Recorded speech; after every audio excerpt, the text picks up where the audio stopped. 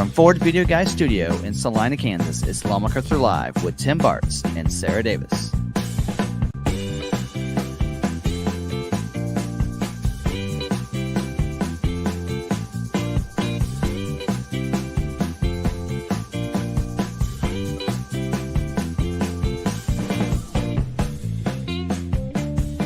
For all the information on ordering and production, Ford news, recalls, debunking all the fake news on social media, and whatever's on their mind, here's your hosts, Tim and Sarah.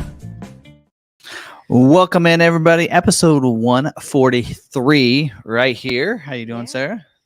Good. So you're live with Tim and Sarah, if you haven't figured that out from the intro. Hope everybody's having a great week. So how was your week without me last week? You know, it was a week. As it was apparently clear on Tuesday, I said it's been a week, and Niles replied, "It's only Tuesday." I said, "That's right." That's anyway. how the rest of the week went. Yep, we got our first Ranger Raptor today. Oh, yeah, and the same day we got a F-150 Raptor R as well. So pretty cool. Two great trucks on the same truckload, which is pretty cool. Anyway, so yeah, it is shelter green for the Ranger Raptor shelter green.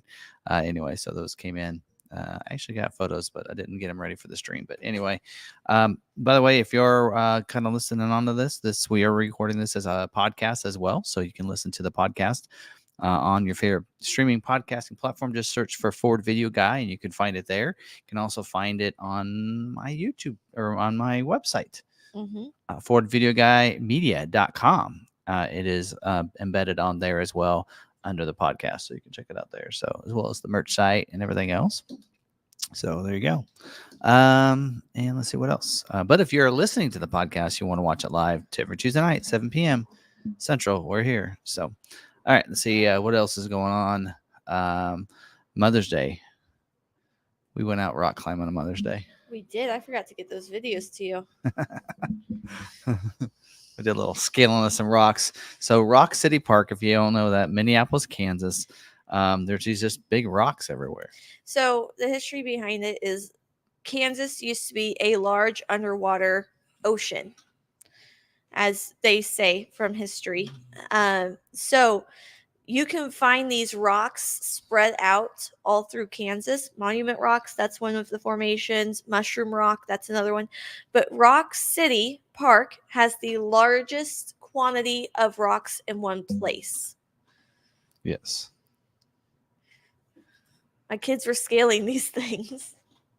So let's see without a problem. Let's see here. I'm trying to share. Here we go. See if I can get this. There we go. Maybe. There. So there is kind of some people that have posted some different pictures anywhere. These rocks here, actually, that's a video. So these rocks are just kind of actually climbed that one there, a couple of these, and jumped from one to another. Oh yeah. It was pretty fun. So there's just a lot of big rocks everywhere, and it's fun. Go out there, and there's little ones, there's bigger ones, so all the kids could get on and climb different ones and everything. And found out your little one is just a climber. Both of them are. Yes, they both are. So he climbed one formation, and Will followed him. Yep. And actually, it has a cost, but it's more of a donation. Yes. We didn't pay. We forgot to bring cash this time, but. There you go, donation box. So you can go and climb them, and there's actually a little gift shop too and everything. There you go. So there you go. It's a nice little park, and it's a lot of fun. Went out there Sunday afternoon for Mother's Day, and had a blast. So places where the kids can crawl under the rocks too. So like Theo was getting down on his belly, crawling around.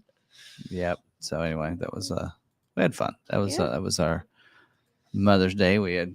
Of course, the two daughters, Sarah as well as Jolie, that have two of our grandsons. So, or four between two of them, two each have. I have two, and my sister has two. So anyway, all right. So there you go. So that's what we did this weekend. In case you're new here, he is my dad.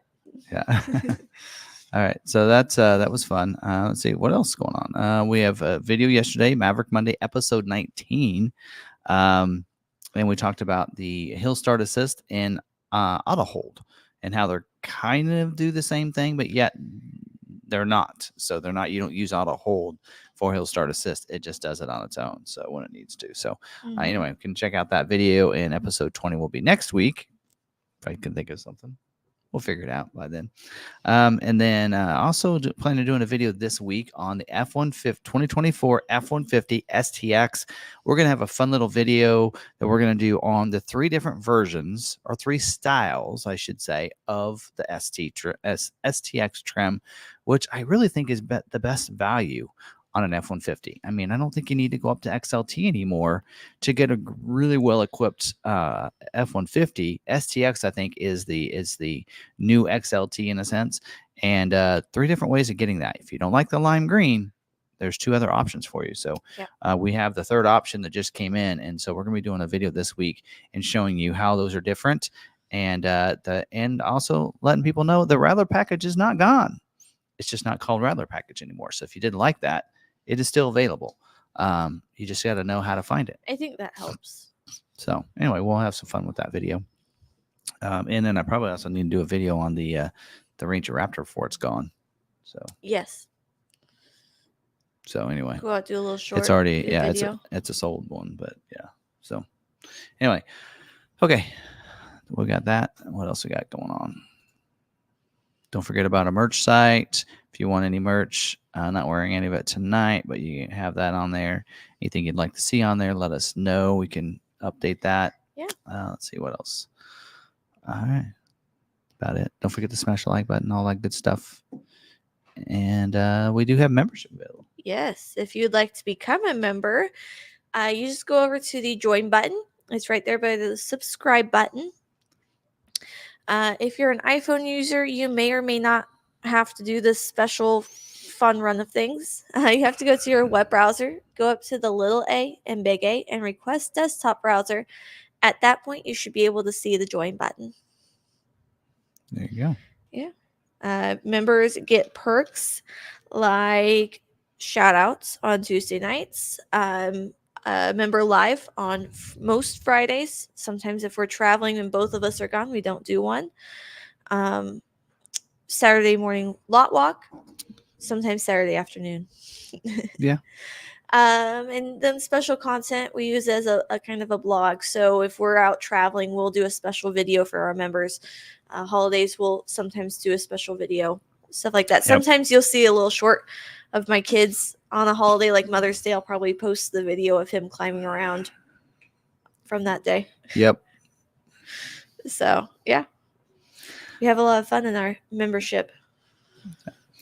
All right. And then you get to see videos early usually. Oh, so yes. Like Maverick Mondays you get to see those a little bit, 30 minutes to an hour before everybody else. So. And a new, you get a member packet. So when you join, I send out a packet to you. I do need you to go fill out the Google Doc on that. It's tagged. I should probably update the member video introduction. Maybe. I think it's time. It's been a while since I've done that. All right. Anything else? Don't forget about all the different channels that we like to watch and give shout outs to. They're linked in the description. We have All Train Nation, which they did not do a live stream this week. And last week I wasn't able to see it because of what was going on. Also, we have Johnny's Car Can Reviews. He does a live stream every Sunday. And he does kind of like we do. He kind of repurposes some of those video clips into separate videos throughout the week. And then also we do have the Bronco Nation. They don't really do a lot of videos anymore on there, but occasionally they'll do a updated of what's going on with events that Bronco Nation / Bronco is involved in. And let's see what else we also have. A whole bunch of them. Of course, Bird Dog Overland. He does some fun videos when he goes off-roading, and there's a bunch of them in there. Yeah. And I think Driven Wild Outdoors is getting back into doing videos again. Okay. So he had some family things that went on and wasn't able to do videos for a while, but he is back to doing videos again. So be looking forward to seeing. He usually did live streams on Wednesday nights, and I really enjoyed hanging out learning from him. So, Yeah. all right. Yeah, check out some of the others as well, including some of our members like Ragnar and such. Yeah. He has, which I haven't seen in any of his videos recently. So, anyway, all right. But we do have mail call because sticker swaps, and I have a bunch that arrived while I was gone the last 2 weeks. So, we're going to go through this. This one here is O'Toole from He's one of our members. Escondido, California. Yeah. So, he sent. A patch. This is Michael Bronco. Yeah. 2 patches. Probably one for you and one for me. Yeah. There you go. A couple patches. And I need to figure out where to get patches. We got to get patches. Mm-hmm. We're going to get some patches. So there's those. Put those over here in my patches stack. I got a big one of those. I'll get you one of those there. And then Lori. Some of these people, actually, I want to make sure that I want to get pictures of this. Lori Furs from Texas, Cedar Creek, Texas, it says. She has a nice little card that has. Oh, that's cute. And then also a patch in this one too, along with some pictures. So there's their Bronco. There you go. And they're on. Is that a heritage? They're on Instagram. They're on Instagram as RKNHRSE_Bronc. So there you go. Like Rockin' Horse. It's kind of like Rockin' Horse shorter. Right? So there you go. You can find all these people on Instagram. That's where I found them. I saw someone with the tag Rockin' Bronc. See, here's another one from Austin, Texas. Well, at least I saw that it was routed through. I don't have the actual address. Somewhere else in Texas. Let's see what else we got here. This is fun too. So getting these. All right. So this is. I like the extra stickers that people send. I need to like do some research and find some good Bronco related ones. This is Cactus Jack. Don't worry, I've been sending sunflowers with yours. There you go. Kansas related themes. So these are pretty cool. So he's got several different ones he sent. A lot of people will do several different versions that they get. So, and then it says Happy Trails, Cactus Jack. That's pretty cool. So there you go. Let's Fiesta, one of them says. And then Texas. I like the ones from the States too, the good different states. All right. So there's that. We have this one for Christina Tomlinson from Texas. Texas is representing here. We have patches. We have stickers, all kinds of stuff in this one. Even has a poker chip. Ooh. So sometimes they'll do, I haven't done one of those before, a poker run, where you go and try to find different spots. Yep. So it has the poker chip with Bronco on one side. Mm-hmm. And then, and so this in here, did I say what the other one was? Cactus Jack is Cactus_Jack_Bronco on Instagram. I feel like we met him in Colorado. Probably. This one is SAS the Bronco, SAS the Bronco on Instagram as well. And then, this one's pretty cool. This one actually does say where they're from on it. That's kind of cool. Montgomery, Texas. Oh, yeah. Yeah, that's kind of cool. A couple different versions of it. Those are fun. So I'm gonna have to get on it because it's been a little while since I've got on there and said, "Hey, you want to trade?" And then of course they have patches as well for theirs. So and then all kinds of other fun stickers in here from Texas. Oh, there's a one with Buc-ee's on it. Oh yeah, as SAS the Bronco, and evidently I must have a Buc-ee's in Montgomery, Texas. There you go. So if you're like me and you're adding a bunch of Bronco users on Instagram because you're just following all of them, because why not? So anytime I put in you just said Cactus Jack Bronco, I put in cactus and I got all the Bronco users that have cactus in their name. So anytime I if I type in Tim, it's gonna bring up all the Bronco users first. Meet the Nelly the Bronco, Tim Rodriguez. Molloy Tim. That's Tim Malloy. He has a Bronco. Here, this one's Bane the Bronco, Bane the Bronco, from Texas as well. Oops, wrong camera. San Angelo, Texas. So that's kind of cool. And he's got this in here, and it's kind of cool. Batman. Cool. Yeah, so those are cool too. So Those are there you go. funny. And then, so sometimes I'll give Sarah any duplicates I get, so she can create a wall over there. And then this in here is It's your duplicate wall. this in here is a Bronco Sport owner. Oh. All right, it says Ford, dear Ford Video guy, thanks for the stickers. For reasons unknown, I can't log into Instagram and order sticker. I created an account to log in a long time ago. I don't use it. Instagram won't log in. Okay. Anyways, they got a 24 Bronco Sport Badlands. So he made his own stickers. Ah. So there you go. So cool. So he's Rushman. There you go. I think he's one of our members. He's our member. Yep. So there you go. So I got those. So pretty cool. Thank you. So there you go. Yeah. And he's from New Jersey. That's a lot. Normally, it's just like I try to have, try to swap with people so I at least have one every week. Yeah, but you were gone for like 2 weeks in a row or something. So, yeah, so I was gone. So there you go. A lot came in. All right. So anyway, so there you go. So if you want to do the same thing, get some stickers and swap with people. I have stickers you want to swap with me, and I don't have yours. Let me know. I also have lightning stickers if you're interested in the O1 lightning. All right.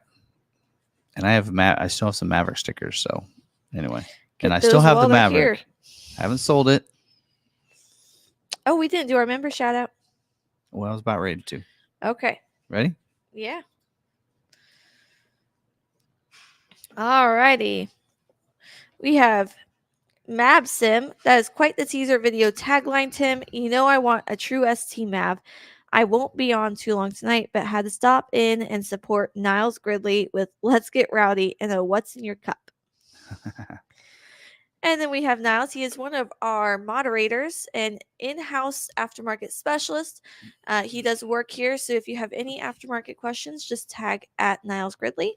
And he says, howdy, let's get rowdy. That goes along with the Bronco theme, right? Yeah. He says it a lot better.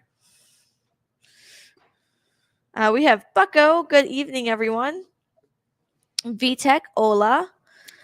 We have R. Quibido. Good Tuesday evening, everyone. Donald Rash. Good evening, Tim and Sarah, and everyone else. Mike M. Good evening. Bittersweet news. I traded the Maverick. I looked for a Bronco last week. Ended up buying a Mustang EcoBoost convertible, Rapid Red. Trade in 2 years for a Bronco hybrid. We hope. I hope. We hope there's a hybrid, right? Ghost Stang says hello, everyone. We also have Clarence Roller. Where is it that these people don't have paved roads? The country. The fields. Gears Ed Tech. Finally purchased my Ranger. I appreciate y'all's info on the ordering and buying process. Quick question. Can you not combine first responder and student rebates? The dealer said no. You'd have to check on that, but more than likely not. They probably assume you're one or the other. Mm-hmm. So we also have Brian Foster. Good evening from Southern California. Mid Coast Maine. Good evening from the Maine Coast. We also have a new member, Brian 212. Oh yay! Welcome. Go fill out that Google Doc. We have Mike Lyons. Good evening, everyone. Thank you for the member welcome kit. He did the blue oval. Oh, that's one thing that I always forget. Members get special emojis when we're doing our live chats. Oh, so that's the blue oval. Oh, that's what it looks like when you do that. Okay. Yes. Can you speak about how to access Discord for posting and talking to members? So the Discord link is currently tagged in the community, right? Where we have posts. Maybe. Okay. I shared it last week. Okay. So I shared it last week. I'm pretty sure it's still top of the posts. But it should be linked in there. If you have any problems, reach out to me and I can invite you personally. Let's see. Do we have any other members that hopped in? Yeah, so you go to Discord. And Discord's kind of a little different, but it's basically just a big forum that you can just post in there. It's great for chatting when we're not in a live stream. We have Jack Evans. I got in late. Hello, all. That's all the members I had. If I missed you, I'm so sorry. Sometimes I get behind in our chats and don't get everyone tagged. All right. Okay. I think we're Circuit 9. Hey, Tim and Sarah, sending a big hello from South Carolina. well. Jack's at 32 months. Yeah. Long time. Look at that. Jack's been friends with us for almost 3 years now. Probably has been for 3 years now. Yeah. Probably been following for longer than that. I All know right. Ridgeview was one of our first. Yep. Which, did I tag him? I don't think I did. You just brought him up. I did. I brought The Discord. Ridgeview. Oh, I did. Ridgeview is our other moderator. He welcomes everyone into our chat, and he helps us keep everything good and clean in our chat. All right. Moving on. Get to the good dealer. Yeah. I got that pulled up already. We usually spend about 20 minutes on our little intro and chat and saying Yeah. hi to everybody. Let everyone pop It's our in. live stream. We do what we want, I guess, but We let people pop in. that's right. If we were to just jump into things, people miss things. And of course, welcome to even those that are not members. We Yes. appreciate you being in here. Do not feel like you need to be a member by any No. means. It's just something that we do like to do some things for members that are members. So We see it just more of it's just a- fun. Yeah, it's just a fun hangout Yeah. kind of thing for us. So and you can just give it a like instead because that really helps out the video. It does. Appreciate it. As I tell others, if you can't support financially, support by giving me a like. All right. You ready for a good dealer?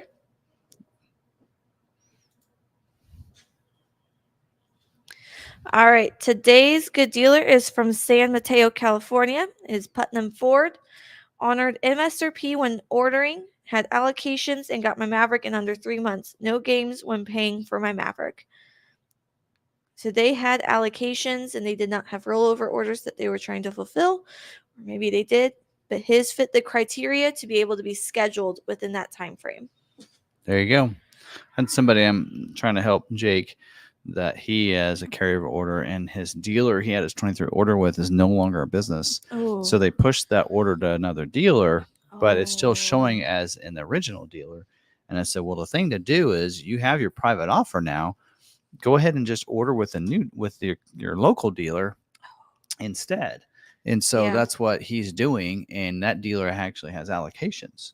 Yeah. So I said, now what we need to do is get your information to the brand manager so that they can give you a priority too, because you're a rollover order. Yeah. So that way you can get scheduled like this week. So we're going to talk about that here in a second, but there you go. I did want to shout out one person. Alkiani Ford is in here. Yay. Laura's in here. I didn't associate that till someone said, hi, Laura. And I was like, oh, that's Laura. Okay. Yeah. Laura. They've had a Bronco Raptor for a little while. I've been going, what is taking so long for us getting ours? You never know. I mean, we've had other people that have like, hey, why is mine still stuck and for so long in this place and that place? I think there was somebody in the Ranger Forum or something. They're like thinking about not taking their vehicle because they think it's going to be damaged when it gets there, or it's not going to be a good one that they will have issues with it. And I'm like, no, not necessarily. Mine's sat for 4 months at Shelbyville, Kentucky, on the Expedition, and we've had it for 3 years with no problems. So it's not necessarily. So you never know why it's been sitting there. So we have one of our members his Maverick's been in Kansas City for longer than it normally is. But it's probably just, I know that they've been having some issues in Kansas City because there's some vehicles got hail damage. So they're trying to weed through those, get the ones that had hail damage fixed, and the other ones, they're trying to move them off the side so they can get to the other ones. So it's just a matter of just, logistically getting through some of that. So you never know. But we have a Bronco Heritage Edition that's been sitting in at the plant and at MAP for since January. It's been sitting there since January. Was built in December. Was one of the first ones built for 24 model year. It was actually carryover from 23 to 24, no private offer, and it's still sitting there. And we have 2 that have not arrived of our 24s, and that is one of them. It's been sitting since January at MAP. So I don't know. We'll see. Anyway, All right. Anything else before we move on? I don't think so. Okay. Well, let's get into scheduling notes. And it's All right. not pre-recorded this week, although I thought about it earlier this afternoon and said, I'll just do it live. We'll just do it live. See if I can. So they can hear me in the background this week? Yeah. I can't mute you. No, you can't. I'll turn your dial down. I moved my mic away. All right, here we go. All right, so we're going to talk about scheduling for this week, and this is the first week of scheduling for what's considered May's allocations or May's wholesale, which is for July production dates. So before we dive into all the notes for all the different models, let's go ahead first and go through some of the terminology that we normally talk about. Let me scroll up here and go over some of that. All right, so what we're talking about here is we're talking about orders that are scheduling. These are unscheduled orders. So people that have not been scheduled with a production date. If you already scheduled for production date, disregard anything we're going to talk about in this part of the video. So order bank, that is where the orders are placed, either for a stock or a retail order. And the customer's placed order is a retail order. A stock order is that for dealers' lots.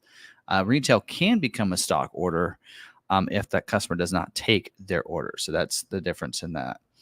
Priority code, that is a priority that's given to each order. The default is for orders is 19 for retails, but it can be anywhere from an 03 to 19. The dealer can change that 19 to whatever they want in there between 03 and 19. Stock orders are 20 to 80. 80 is the default, but a dealer can prioritize a stock one if they want that one a little bit faster. Lower the better. So if it's a low one, then it's good. Scheduling, that is when Ford schedules an order for a production date in the future months. So we're talking about their scheduling this week for dates in July. So that makes sense. Allocations, that's where Ford gives a dealer an allocation to schedule their orders.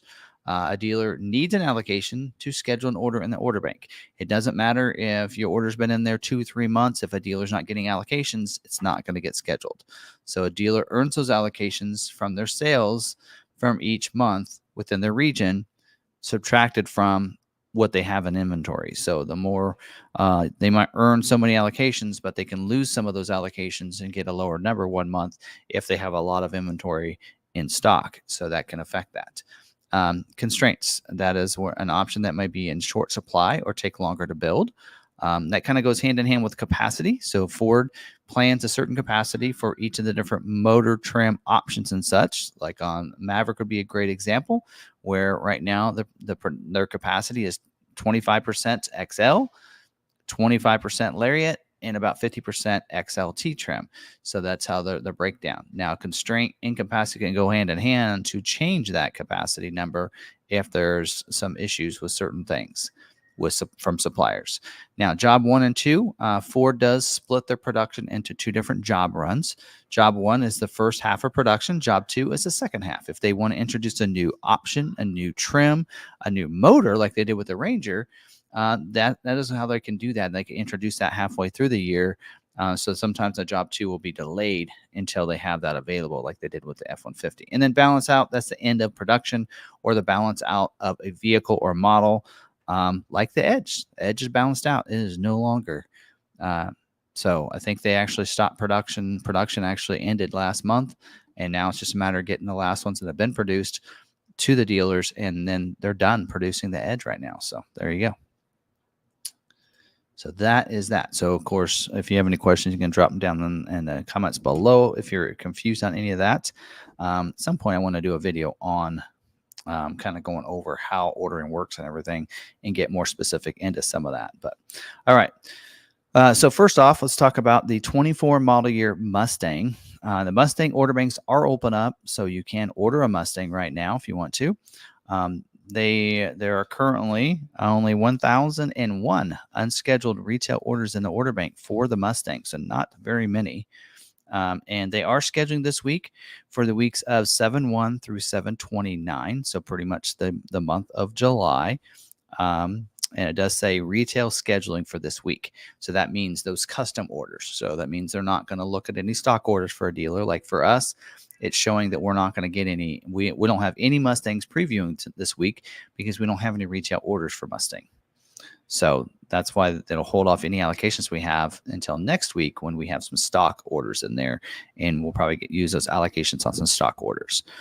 All right, and then important note in here is the Mustang Night Pony package with the 43S black painted roof is only available for retail scheduling and is currently not eligible for stock ordering. Says to speed up the scheduling of orders with a Night Pony package, we encourage the dealers to modify their orders by selecting the shadow black paint. But of course, if you're out there and you have a retail order, you don't want black, don't do it. Just, you're just gonna have to wait. It does say dealers with open allocation for Dark Horse should consider selecting the 64P, which is a 19 by 10.5, and the front 19 by 11 in the rear. Carbon fiber wheel to avoid delays in scheduling. That's weird. That's actually been a constraint. Now they actually need people to take the wheel. It's funny how things change. Limit availability for the Night Pony package. Of course, we know that as well. Just going to talk about that. Other than that, that's all I have for the Mustang. Next is the 24 model year Escape. Order banks are open up for the Escape right now. There's currently only 478 unscheduled retail orders in the order bank for the Escape, and they are scheduling this week for build weeks in July 1st through the week of July 29th. And they are retail scheduling for this week, so no stock scheduling of Escape. So we see that typically happen about the first week of every month. For scheduling, you will always see retails first because they want to make sure those retail orders are in. So that's why you kind of want to, knowing like when this is going on, allows you to, if you have that retail order, to get in. Like that customer today, I'm like, get that order placed at that dealer right now, so it can be looked at this week because they may use all their allocations this week. So you want to make sure you get those orders in. Depending on when you get it in, could be how fast it gets scheduled. All right. Nothing else. No other notes on the Escape other than that. 24 model year Bronco Sport. Order banks are open up for the Bronco Sport right now. There's currently only 204 unscheduled retail orders in the order bank for the Bronco Sport. Yeah, there you go. And they are scheduling this week for the week's retail scheduling again only. They are scheduling for the weeks in July. So the weeks of July 1st through the week of July 29th. Nothing else to note there. So the system will be locked out during this. So it does say that there's they're going to be running some commit tomorrow, and it'll be locked out during this. So they actually looks like they might be scheduling Bronco Sport a day early. So there you go. Next is a 24 model year Bronco. Order banks are open up for about all trim levels with the exception of the Heritage Edition and Heritage Limited Edition. And you might be asking, well, how are they going to schedule Heritage Limited orders if the order banks aren't open up? They're open for stock. So that's how dealers would get there. And if they get an allocation like we do for Heritage Limited for this week, then they would put that stock order in instead. And that's how that'll get scheduled. There's currently only 2,111 unscheduled retail orders in the order bank for the Bronco. So, and that's a low number. That's almost like a monthly, they could, we'll get down to like a lot of models where they pretty much have went ahead and scheduled about everything, but we see that revolving. So many gets put in every week. Right. And that's where we kind of see that happen. So there's not really anything on Bronco that's constrained. There just really isn't. Here are the notes on the Bronco. They are scheduled this week for production weeks, the weeks in July, the week of July 1st, the week of July 29th. Now, this week only, they are scheduling Raptor, Heritage Limited, Heritage, and Everglades. So this is their specialty week. So again, that first week they do specialty. Next week will probably be retails only. And then the week after is when you'll see an integration of all of it if they need to, depending on your dealer, of course. It says new availability. Don't forget Peak Blue exterior paint color, which is available on Heritage Limited now. As long as your dealer has to have a Heritage Limited allocation. It is separate allocation. As I said earlier, we do have one available If somebody's wanting to put one in at MSRP, we will take that if you want to contact us. And then also a new one is 43T. That's the painted hardtop, body color painted for the Raptor. So you can get a body color painted hardtop now. The Raptor Black Appearance Package, which is optional in Raptor, that is also available for scheduling, as well as the Black Appearance Package side graphic is available, and the painted hardtop Shadow Black that's optional on Black Diamond, Outer Banks, Badlands, Wild Track, and Raptor. Not available on Big Bend or Everglades. Did I miss any others? Of course, Heritage Editions. All right, there you go. That's Bronco. Next is a 24 model year Mach-E. Order banks are open up for the Mach-E. We can order a Mach-E. Cannot do that on a F-150 Lightning, but you can do that on a Mach-E if you want. There's currently only 52 unscheduled reach out orders in the order bank for the Mach-E. They are scheduled this week for the weeks of July 1st to the week of July 29th. Retail scheduling only for this week. So there you go. Although it does say retail scheduling, but we had some of our stock ones previewing this week. So I guess we'll see how that goes. That's it for Mach-E. No constraints, no requirements. I mean, Rally is good. GT's good. Go for it. Next up is a 24-25 model year Explorer. Order banks are open up for the 25 model year Explorer. You can place those orders. There's currently only 305 unscheduled retail orders in the order bank for the 25 model year Explorer. No constraints or issues with any capacities there, with the exception of what I'm about ready to talk about. They are doing retail scheduling this week. They are needing some ST line orders with the street package. Without the street package. So we actually have ordered quite a few of those. We think that's the sweet trim right there. Limited availability for the ST line version, which is funny because it's saying they need some without the street package. Evidently, the limited availability is with the street package, I'd assume. Exhausted availability for the 20-inch carbonized gray painted aluminum wheel. Also, the 21x9 aluminum premium finish wheel. The black painted roof. There you go. That's new for this year, and that's already a constraint there. Also, exhaust availability for the ST version and the ST line street pack. So, because we know the street pack was a constraint. So, there you go. That's Explorer. All right, next is the 24 model year Expedition. Order banks are open up for the Expedition right now. There's currently only 512 unscheduled retail orders in the order bank. There is, quite a few people that still have that wanting that platinum standard wheel, which is an issue. And mahogany interior trim is also very limited right now, and they are not scheduling this week. So there you go. That's one of the few models not scheduled this week.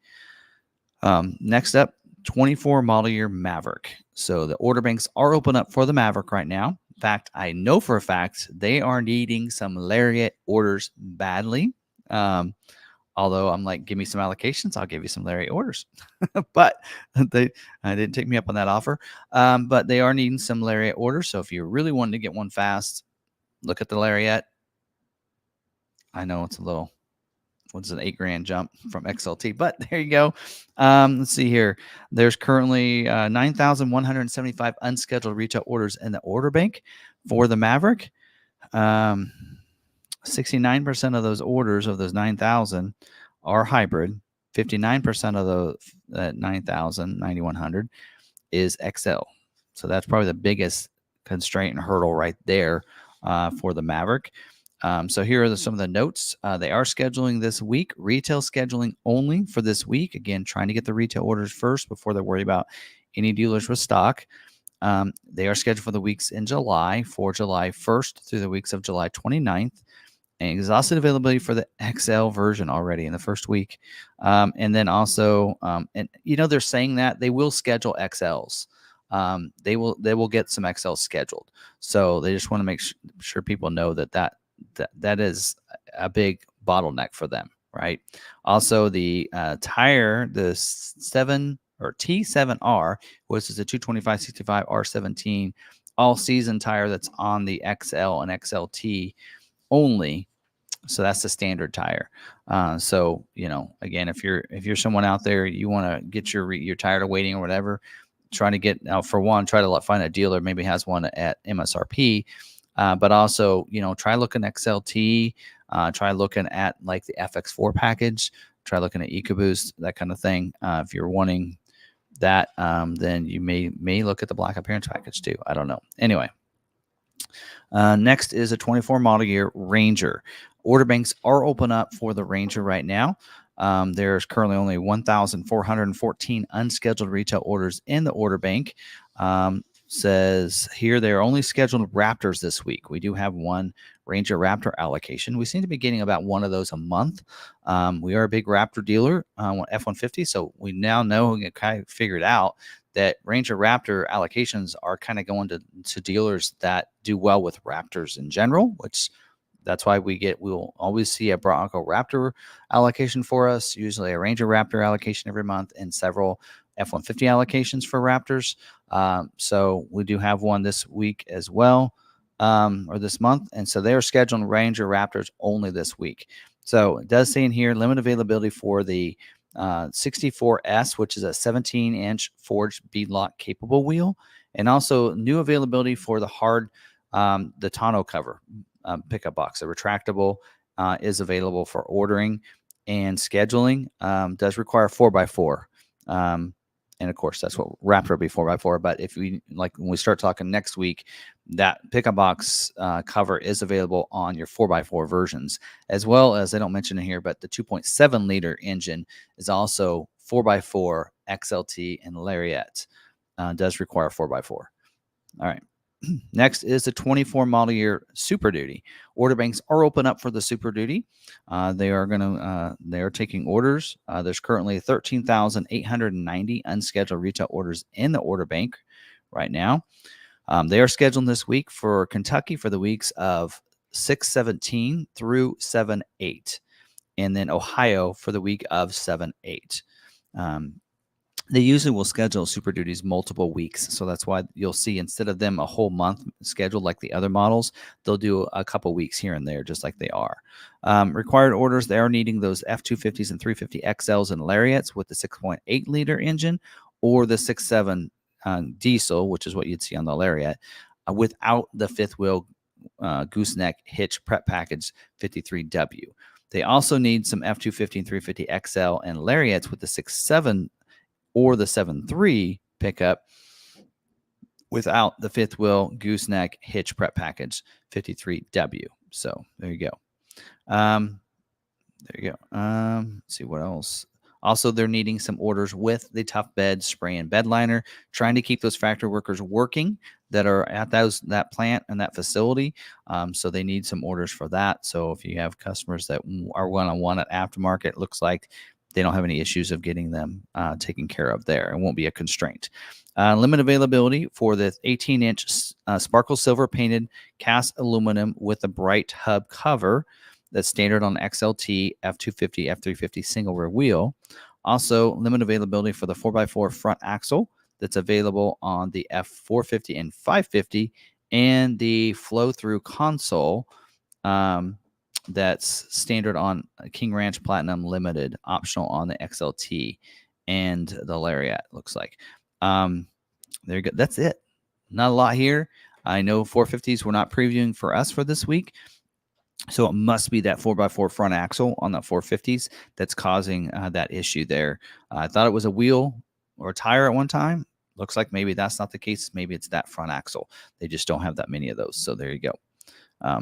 No other constraints or anything on Super Duty, amazingly enough. All right. Next is the 24 model year F-150. Order banks are open up for the F-150 right now if you're wanting to place an order. They currently have 7,000 unscheduled retail orders in the order bank right now. No really major capacity issues there for any of the trim levels or anything. They are scheduled this week for the week of July 15th. And don't forget, if you're going to be adding the tow haul package, that you make sure you have the max tow axle to go with it. So on the 3.5 liter gas engine, you want to make sure you have XL5, which is a 355 max tow electronic locking axle. And then on the 5.0 liter gas engine, you'll want to make sure you have the XL7, which is a 373 max toe axle. And Ford, if you're watching this, you need to change that because you put 375 on your sheet. It's supposed to be 373. And then other than that, bed utility package is changing with production the week of June 10th. The box link plates are being replaced with the newly engineered tie-down plates. So don't forget about that. That'll impact the bed utility package on XLT, Lariat, King Ranch Platinum, Trimmer, and Raptor. And we talked about that in the dealer news a couple weeks ago. Limited availability for the 20-inch dark gray with the machine aluminum wheel, standard on STX. Actually, it's not standard on STX. It's optional, I believe. And that's the wheel option 642. So next is the 24 model year Transit. Order banks are open up for the Transits. You can place those. There's currently 6,054 unscheduled retail orders in the order bank for the Transit. And let's see here, what else? They are scheduled this week for the week in July, the week of July 1st through the week of July 29th. And the only constraint there is limited scheduling for the e-Transits only. So other than that, there's no real constraint. So this is about as clean as I've had for scheduling notes here. Most everything is available and pretty good standing. Even Super Duty only had a couple things there. It's looking pretty clean. So if you have any questions, don't forget to drop them down in the comments. I'm doing a lot better of answering those questions as fast as I can. Or if you're watching it live with us, let's go back to your questions. We have no questions.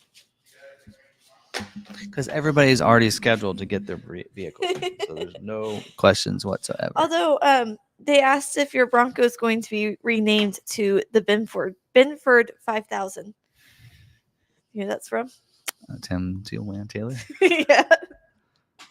They asked if you look like Eric Taylor, Coach Taylor from the Panthers. I was like, I think we compare him more to Tim Taylor. I don't know. Not sure. Or Mike Baxter. I thought maybe they were saying that because it's, you know, how he puts something, he does something to it, and then it doesn't quite work right. Well, yeah, that's the good comparison. Everything's working right. There's nothing not working. But then we have Mike Baxter, who's the vlogger. They're ready to see some outdoor video blogging from you. Be the camper man. Off-roading. Do some off-roading vlogging. Yeah, I need to do more. I need to do better. I need to get better with the, like, I did the footage this week, went live from Supercell, but that camera kept messing up. So we'll get some footage and we start doing some off-road, and we need to go. We need to plan a trip to go to Tuttle Creek to camp. I've already been looking at some different campgrounds there and do some off-roading. So anyway, there we go. I did have a question here. If a dealer were to place an order for a F350 XL 6.7 has no allocations, will the order just sit there until the dealer has an allocation? Yes, that is correct. That's what that means. So it doesn't, like, there are dealers that are like, well, my Ranger Raptor order is in. I'm like, great, but your dealer needs an allocation to get scheduled. They can place they could place 10, 20 orders in there. Doesn't mean any of them are going to be looked at until the dealer gets an allocation. And a dealer, again, earns those allocations based on their sales and such. And that's, like, for us, we've been getting a Ranger Raptor allocation about once they opened it up and they got the first batch, went to all the dealers that needed them. From then it went to the dealers that sells the Raptors the best. And we're one of the top 50 F-150 Raptor dealers in the country. So we're getting a Ranger Raptor allocation every month, a Bronco allocation every month. We've turned down some Bronco Raptor allocations because we really don't have orders, and we have to lose money on a Bronco Raptor right now because Ford thinks they're worth $90,000 and they're not. Yeah. I mean, so that's kind of how that's work. That's how that works on the Ranger. We do get a lot of F-150 Raptors. So if you're a Raptor person out there, you want a Raptor, you need to contact us. And I know we're probably a little high on a Ranger Raptor right now, but if we know we're getting an allocation every month, that price is probably going to come down real quickly. Yeah, so it'll So probably I do have a couple more. before you know it, it'll probably be lower, closer to MSRP. Yeah, I do have a couple more questions. Okay. Why order a 24 Maverick when 25 is coming soon? So some people need a vehicle now. Yeah. So they want to get one now. Yep. Or they need one in the next, couple months, and they don't want to wait for 25 information and ordering. And there are some people that don't want the newer body style. True. And you know what? Usually when they go to a new model year, there's a price increase. Yes, there's a price increase. And also, you'll see that, but also you might see demand then go up. Mm-hmm. So we may have the same issue in 25 that we had in 22 when everybody's ready to upgrade their 22 to 25 and they want the new look and fresh look. And we may have that bottleneck of orders again. Yep. We are taking pre-orders for 2025 Ford Maverick if you want. Yes. I do believe Members, I have a list. Well, and we will, like right now, we're not getting any allocations for the Maverick. We've been told, we knew ahead of time, here's how many allocations you're going to get for the year. And they gave us that number based on that little formula that they had, which was not based on solely on orders on sales. And we've received those allocations. They gave us ours early to handle all of our carryover orders. We had a lot of carryover orders, so they wanted to make sure ours got taken care of as being one of the top dealers in the country. So they gave us a bunch of allocations back in December, and that's why we're not getting allocations right now. Now they're saying they're going to focus in on the smaller dealers that need their orders fulfilled, which I get that. I understand that completely. So, but I think not next month, but the month after, I think for July is when we should start receiving some allocations. So we'll probably get no more allocations next month. But if you're looking for a late one, we should be able to get a bunch of allocations. Mm-hmm. So anyway, we'll see. Any other orders? Yes. I did read today that the Edge is popular this week. Can this demand is disappointing knowing it's done? Yeah, it's done. We don't. For one, I believe the Edge is overpriced. It's priced too high, and for two, that I think the demand's not there for the price level it's at. I'd say that's part of the problem. I think so. Anyway, and I don't know exactly what they're going to be, doing there. Yep. All right. I had another one. Noticed when building Platinum 702A, there is no longer an option to add smart hitch and scale. Did Ford change this for job 2? I don't think so.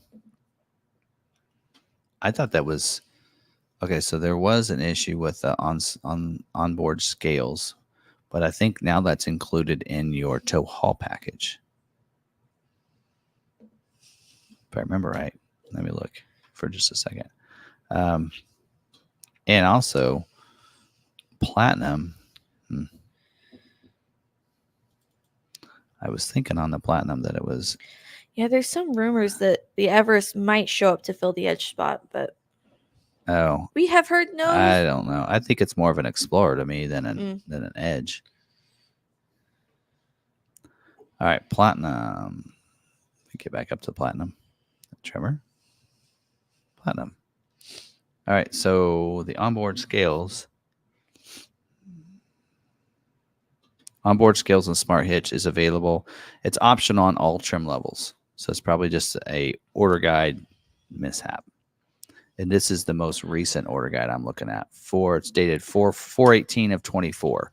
That's the most recent order guide update. So onboard scales with smart hitch is option 86S is optional on the 701A, 702A, and 703. It's optional on all of it. And there's no note in there that requires anything else. Although I thought that's probably because, that's right, tow haul package is standard already on the Platinum. So it does require the tow haul package, but I believe that's already included in the Platinum, right? Yeah, it's included. So there you go. Laura says, I have a Lariat Maverick and I need an allocation. You need an allocation? Yeah, I hear you. Yeah. Say she's got some. I don't know why she's not getting allocations as a smaller dealer, because Mhm. she's got some people that need to get scheduled. Yep. So Henry asked, "Am I going to have to look for an F450 on Bring a Trailer?" I think you need to look at a 350 dually. But he wants the 450. I understand that. You should go 350 dually. Yeah. We have Kevin Ryan. I want one of those Maverick polos like Tim had on the Maverick Monday video. How can we make that happen? I got that from the first brand manager. After seeing the videos and everything we were doing, he contacted me and sent me that. That's actually the same polo that the brand team has. Mm-hmm. So those are very limited run. So they do not. Yeah. But we do have polos on our merch site, and I can probably type up Maverick and add it on there for you. It's just that font. Yeah. All right. Amy asked, "Are Mavericks still running 2 months behind on Arizona?" In Arizona. So all Mavericks are Yeah. on the same. It doesn't matter where you are in the country. It's going to be the it's same. not really a time frame. More of, does your dealer have allocations? Yep. What's all of that looking like? Yeah. Yeah. Because if you were a person that we have 19 unscheduled retail orders in the order bank for Maverick right now. Yeah. So those orders have been sitting there for 4 months. Yes. So if you're with us, you're looking at a 6-month turnaround. Mm-hmm. But if you're at a dealership that has allocations and low number of orders, you're maybe just a month or two, because they schedule 2 months. For example, the Good Dealer moment I had this morning or earlier, they got theirs in 3 months because their dealer had allocations. Yep. So let's say you ordered from a dealership today. This is the week they're going to start scheduling for this month, right? And you have a dealer that has allocations and like no retail orders, right? Let's say they even have one, and you put a retail order in this week. That person could get scheduled this week for build day in July and yet they'd receive the vehicle in August. So the very quickest you could get one from order time to showing up is 3 months, because they scheduled 2 months in advance and then a month to get here for transport from transport. So you're talking a 3-month turnaround is the very quickest you could expect anyone. Yeah. So there you go. And that's if they have allocations and they don't have retail orders. If they have 10 allocations, but they have 12 retail orders, 2 people aren't going to get their scheduled this month. So they will wait and get their scheduled the next month. And that's how that should work. Yeah. Our 19 have been waiting for 4 months and not getting them forward. Give us some allocations. Mm-hmm. Give us all allocations. Can I Laura flat needs some tow too. a Maverick Lariat hybrid from Kansas to California? Hybrid, yes, right? Yes. Yep. Hybrid, you can flat tow. Yes, if you're up for that drive, which we've had people from California drive from here. We have some new members. Andy Weems joined us. Thank you. And VTech gifted 5 memberships. Thank you so much. There you go. So those ones with gifted memberships, that is for 1 month. So you get to see all the member perks for 1 month. He gifted to Hurley Quinn, The Old Mailman, Trisha Norco, Bad Guy 8829, and J Pow. All right. It's awesome. There we go. Pretty cool. Well, thanks. Who was it that used to? Martin used to do that. Martin and Kevin. Yeah, and Kevin. Yeah. So I know they still kind of follow us on Facebook and everything, but so Kevin Hobson. Yeah. All right. I'm broke now. All right. Do you have to, when you do that, because I know you can gift other memberships, but do you have to do sections of 5 at a time? Can you do just one? That's curious. I can gift 1, 5, 10, 20, and 50. So there's an increments then. Mm-hmm. Anyway. All right. Anyway. I don't think you can pick who you want to do either, because he was trying to get someone, a specific person. There you go. Oh, and then Nightwolf just joined with us. So is that one of the ones that got gifted, or is that somebody? No, he did not. Wow. He was trying to get the 305 hauler. Booyah. Our Booyah friend. Yeah. Nightwolf just joined with us too. Cool. Welcome. Thank you. Okay, let's get into dealer news. There are some things here I want to cover. All right.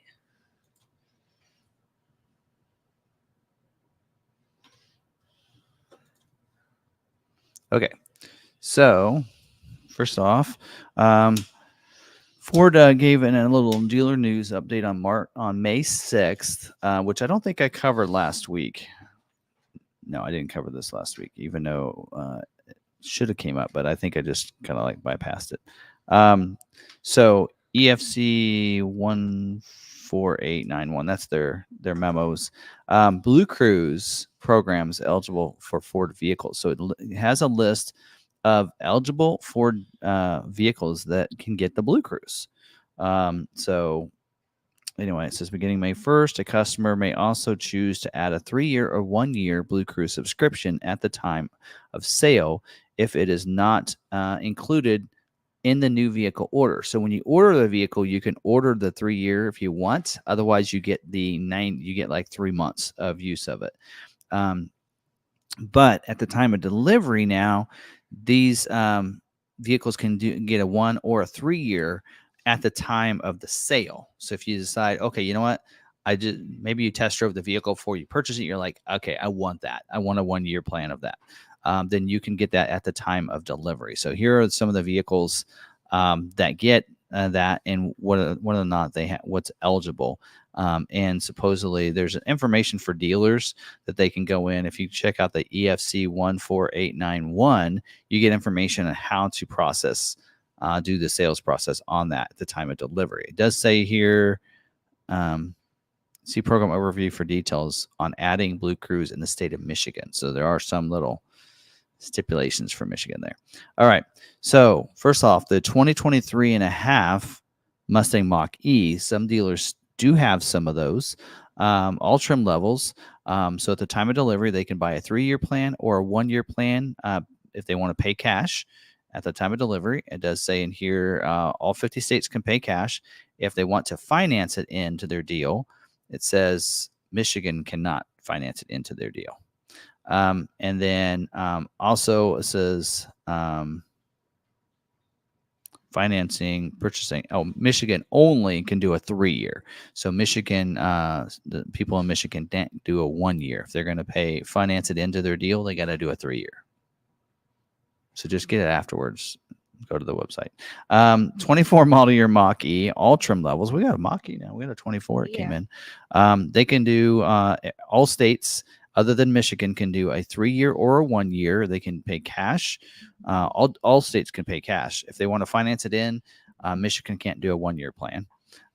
24 model year F-150, Platinum, King Ranch, Lariat, Tremor, XLT 302A. Believe it or not, XLT can get Blue Cruise. 302A and above. Again, it is all 50 states can pay cash and get either a 3-year or a 1-year at the time of delivery. Or if you're all states but Michigan can finance in a 1-year plan, and then all states can do a 3-year plan and financing it in. So there you go. And by the way, this is $2,100 for a 3-year plan, $700 for a 1-year plan. 24 model year F-150 Lightning, Platinum, Lariat, Flash, not XLT, which is kind of weird. Again, same principle on this one.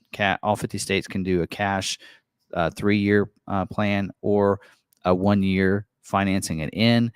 If you want to finance into your deal for a 3-year plan, Michigan can do that.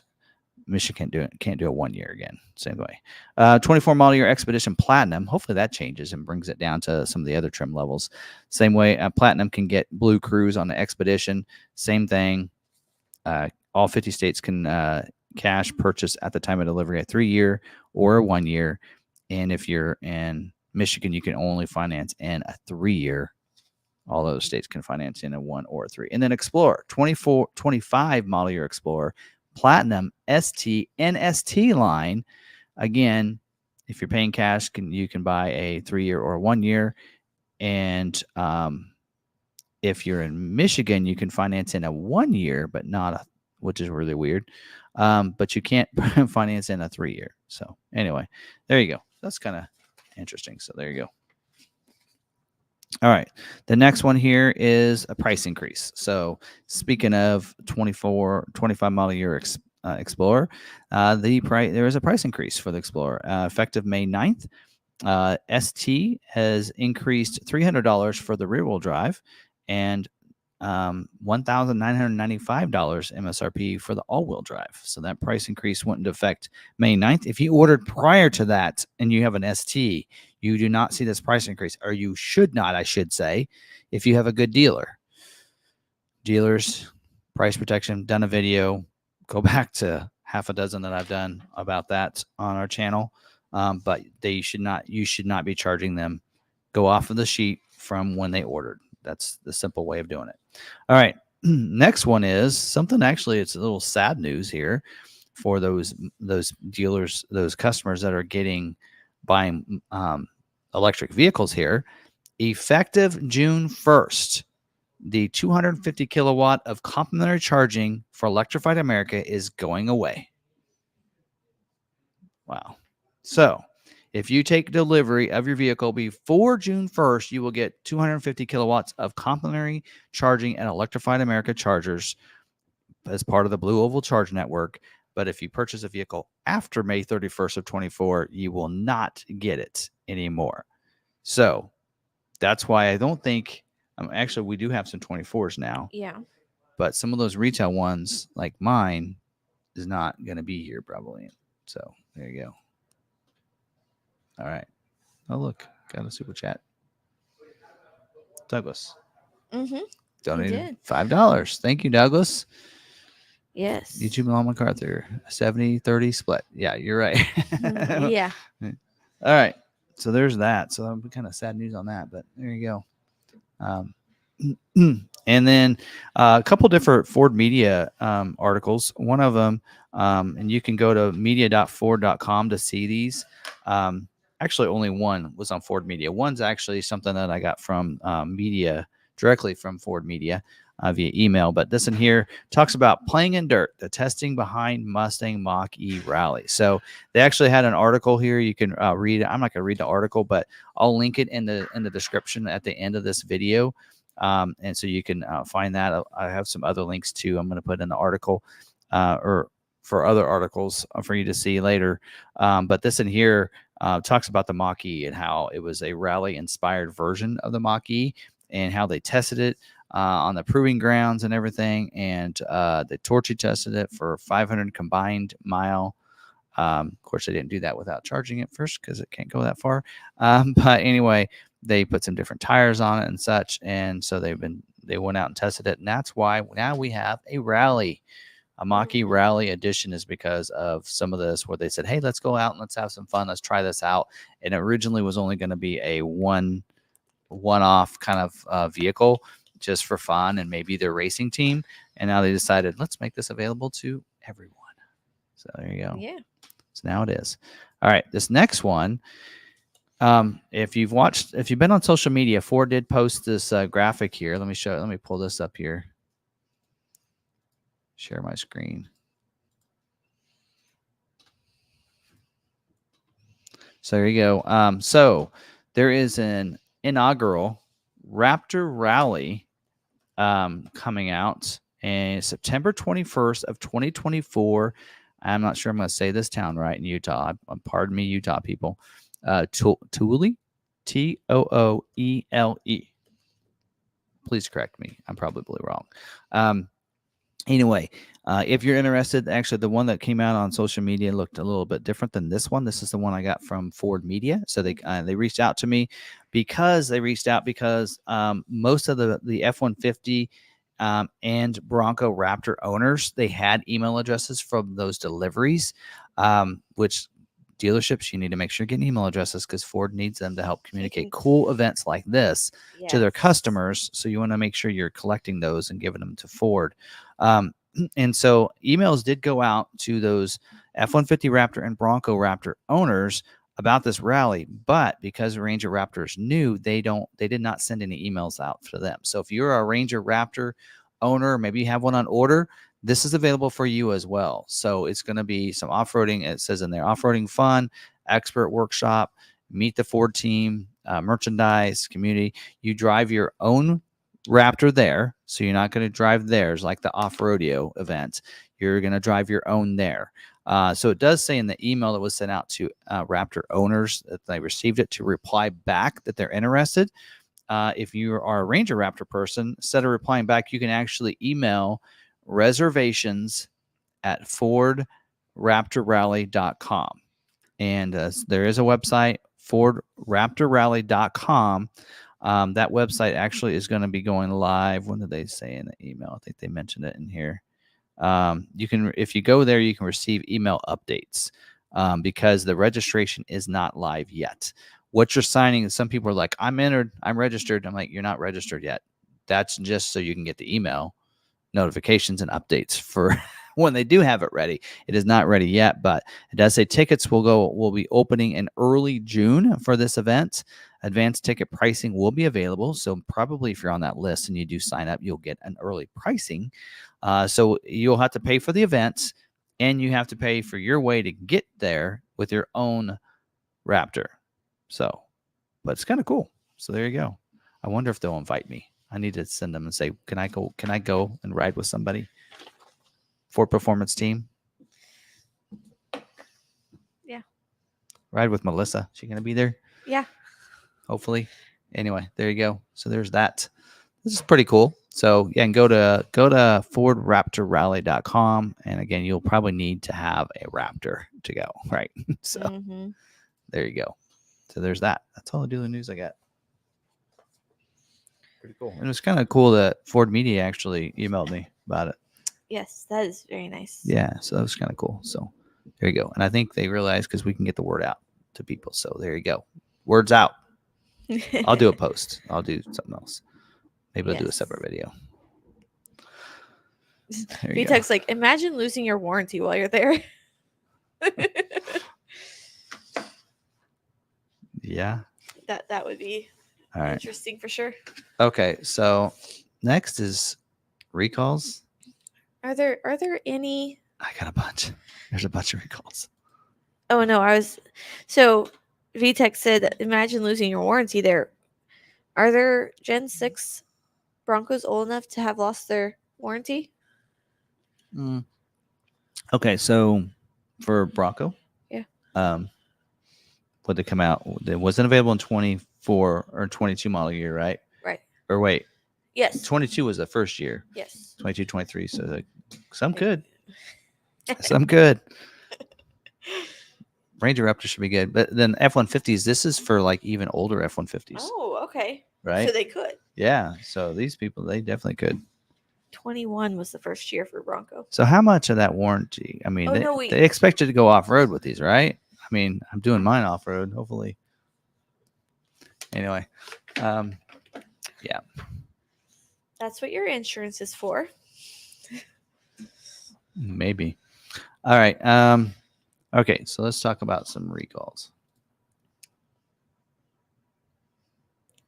All right, I do have quite a few here. One of these is a actual notification to dealers to not do the recall. So this is on recall 23B57 is temporarily stopped. It says do not attempt to perform the repairs for 23B57. This program will be resumed as soon as possible, and that's on the F-150 Lightning. So that recall, they are saying just hold off, stop, don't do it.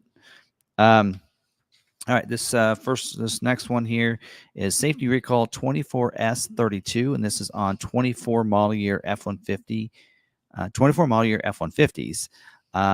And it says they were built between April 10th of 24 through April 11th of 24. So just for a couple days, only 385 vehicles are affected by this. And this happens to do with the steering column lower shaft bolt replacement. So in affected vehicles, it's possible that an incorrect fastener was used to secure the steering column lower shaft to the steering gear. The incorrect fastener may loosen over time and could disengage. If the fastener disengages, separation of steering system adjoining components may occur, resulting in loss of steering control, which can increase the risk of crash. You won't be able to turn, right? Anyway, Yeah. letters are going to go out to owners the week of May 20th of 2024. Again, it's only 385 vehicles, which is good to hear. That's not too many. Next one is an update to safety or compliance recall 22C27 for 21 to 22 model year Broncos. This is accessory protocol interface modular software update. So this is basically all they updated on this is the procedures have been updated for clarity. So they updated the procedures for the dealer. So this recall has been going for a little while. It's 21 model year Broncos that were built between September 23rd of 2020 through December 22nd of 2021, that's the dates mine was. 44,234 vehicles were affected by this. Yeah, I don't think mine had that recall though, but there you go. I won't go over the recall information because this actually was out. We've talked about it in the past. So, and I got a bunch. Go if I cover now. Letters have already been out to those owners of record, and as well as an updated owner list on March 18th. So the week of that week. So. Next one is Customer Satisfaction Program 23B85.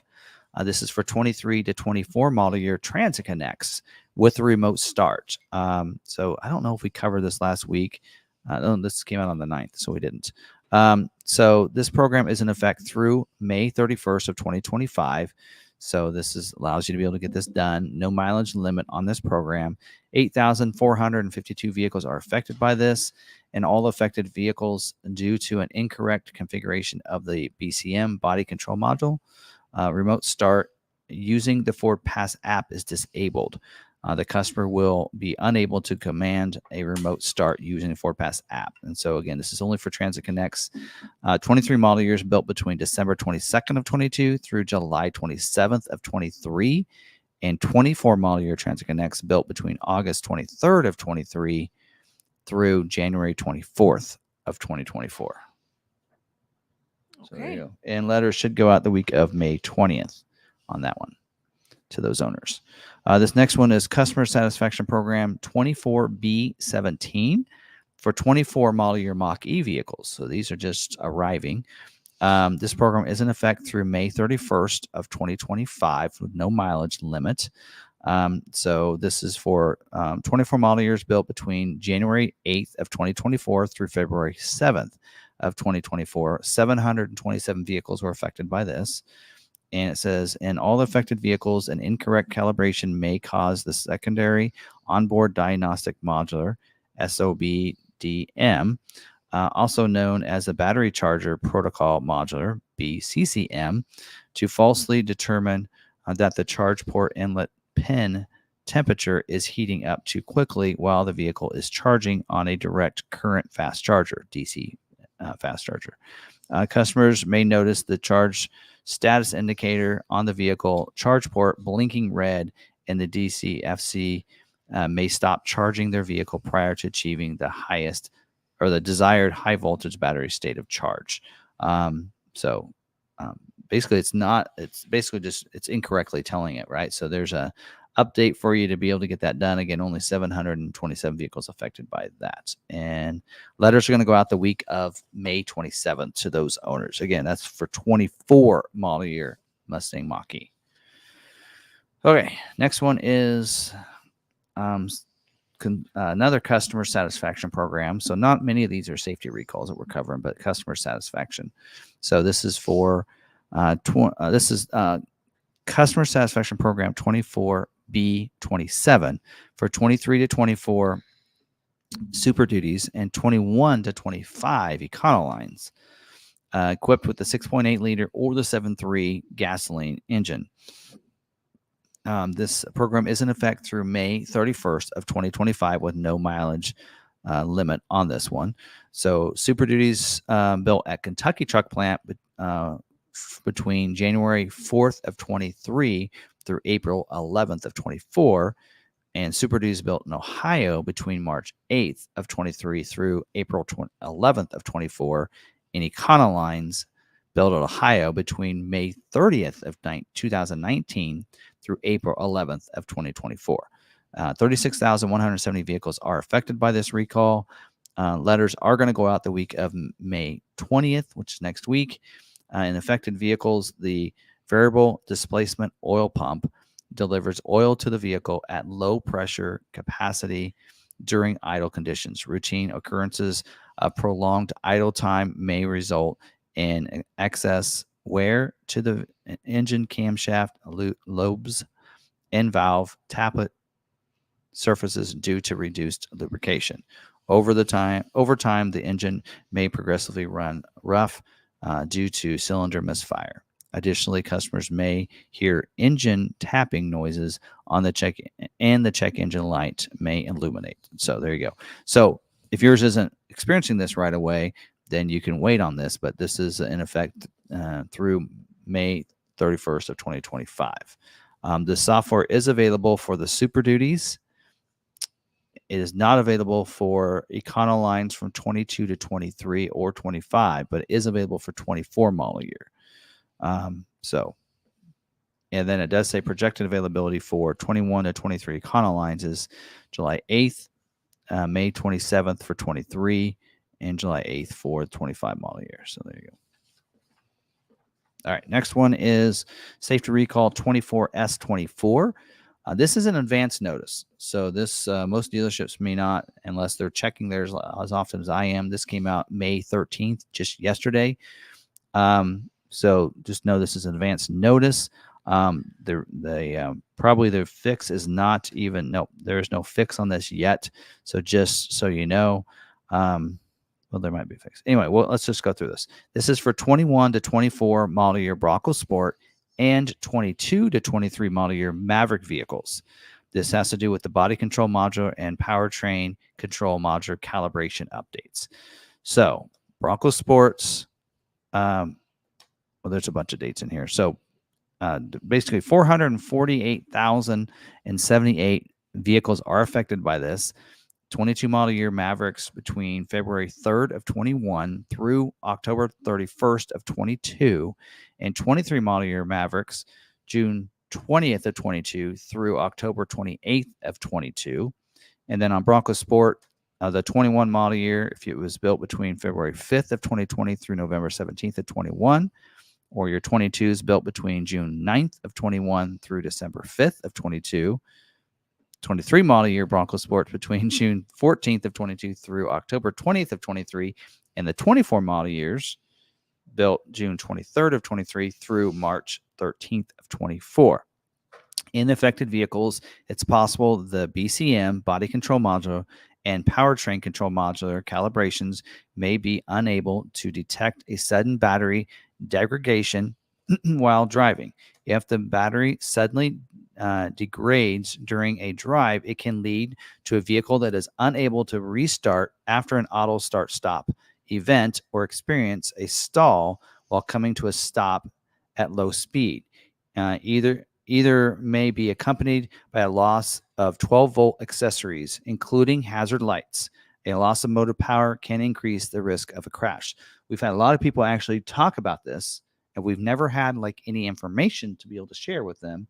Like they've been saying, hey, they've been lost of motive power, and a lot of this sounds like this is the fix that we're waiting for. This is the recall that will help take care of everything. It does say letters will be notified when the repair instructions are available. So the repair instructions are not available yet. So don't go to your dealers and say, I got that's exactly what my vehicle's doing. We understand that. Safety recall 24S24.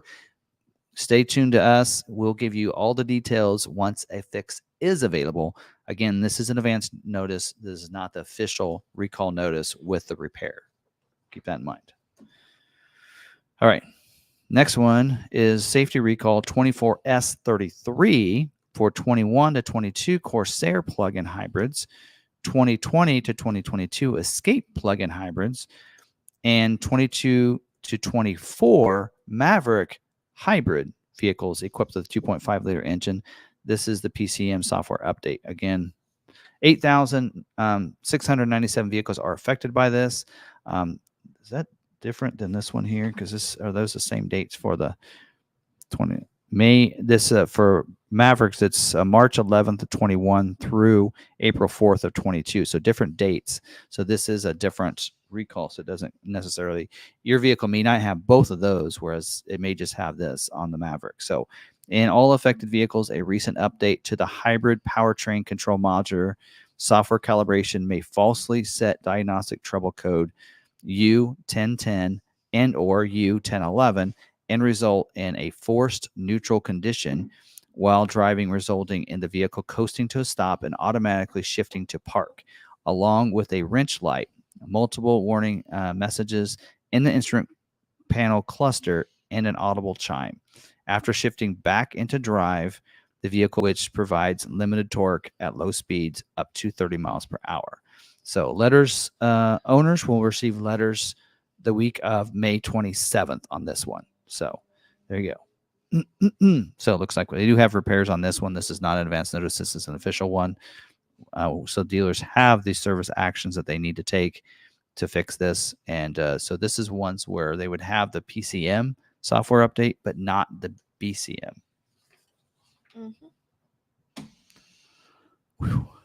Questions on that? I mean, they were kind of concerned about the sudden battery degradation, but limp mode. Hopefully they get the fix pretty soon. So yeah, on the Maverick. Yep. Was it just Maverick or was it Maverick on that one? Was it Maverick and Bronco Sport? It was, wasn't it? So it doesn't have to do with the hybrid. So that's the kicker on that one. So a lot of people think it has to do some of that with the hybrid, but you'll notice that Safety Recall 24S24 includes Bronco Sport, which does not have a hybrid. So it doesn't matter what motor it is, it could have that. So it's not tied to the hybrid, which I think a lot of people thought it was. Hasn't happened to me, but I'm only at 3,500 miles. So. All right. Anything else? I had a couple of questions, but not about the recalls. Questions on what? Well, Alkiani Ford asked if we think the Ranger Raptor price will go up. I think it will. I think it will. There are a lot of dealers out there that are like we are over MSRP on our Ranger Raptor. We're 5,000 over, but there are a lot of dealers that are like 10, 20 grand over. And if dealers, I'm telling you, you're the ones that are causing the prices to go up. Well, look at the Bronco Raptor. It was priced in the 70s, like the upper 70s originally, like right around 80, right? And then the dealers marked up the price, 20 grand when it first came out. So then what did Ford do? They said, no, we're going to dictate the price, not the dealers. And so what did they do? They raised the price on the Bronco Raptor. Yeah. And now as dealers, we have to, which it's our fault, as I wouldn't say our fault.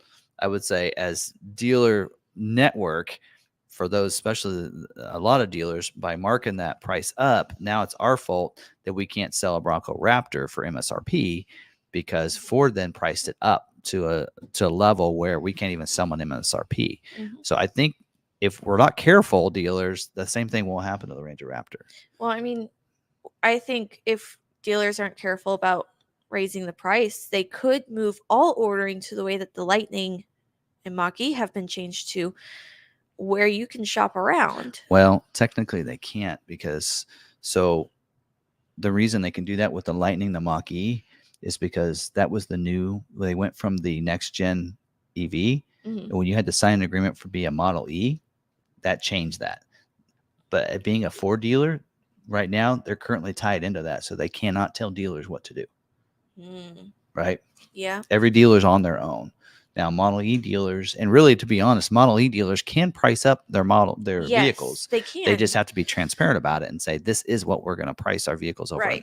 That's what I mean. Like, it forces the dealers to be transparent in the fact that, we are adding this to it. So then you can look at all the dealers in the area on that specific vehicle and see if there's anyone not marking up.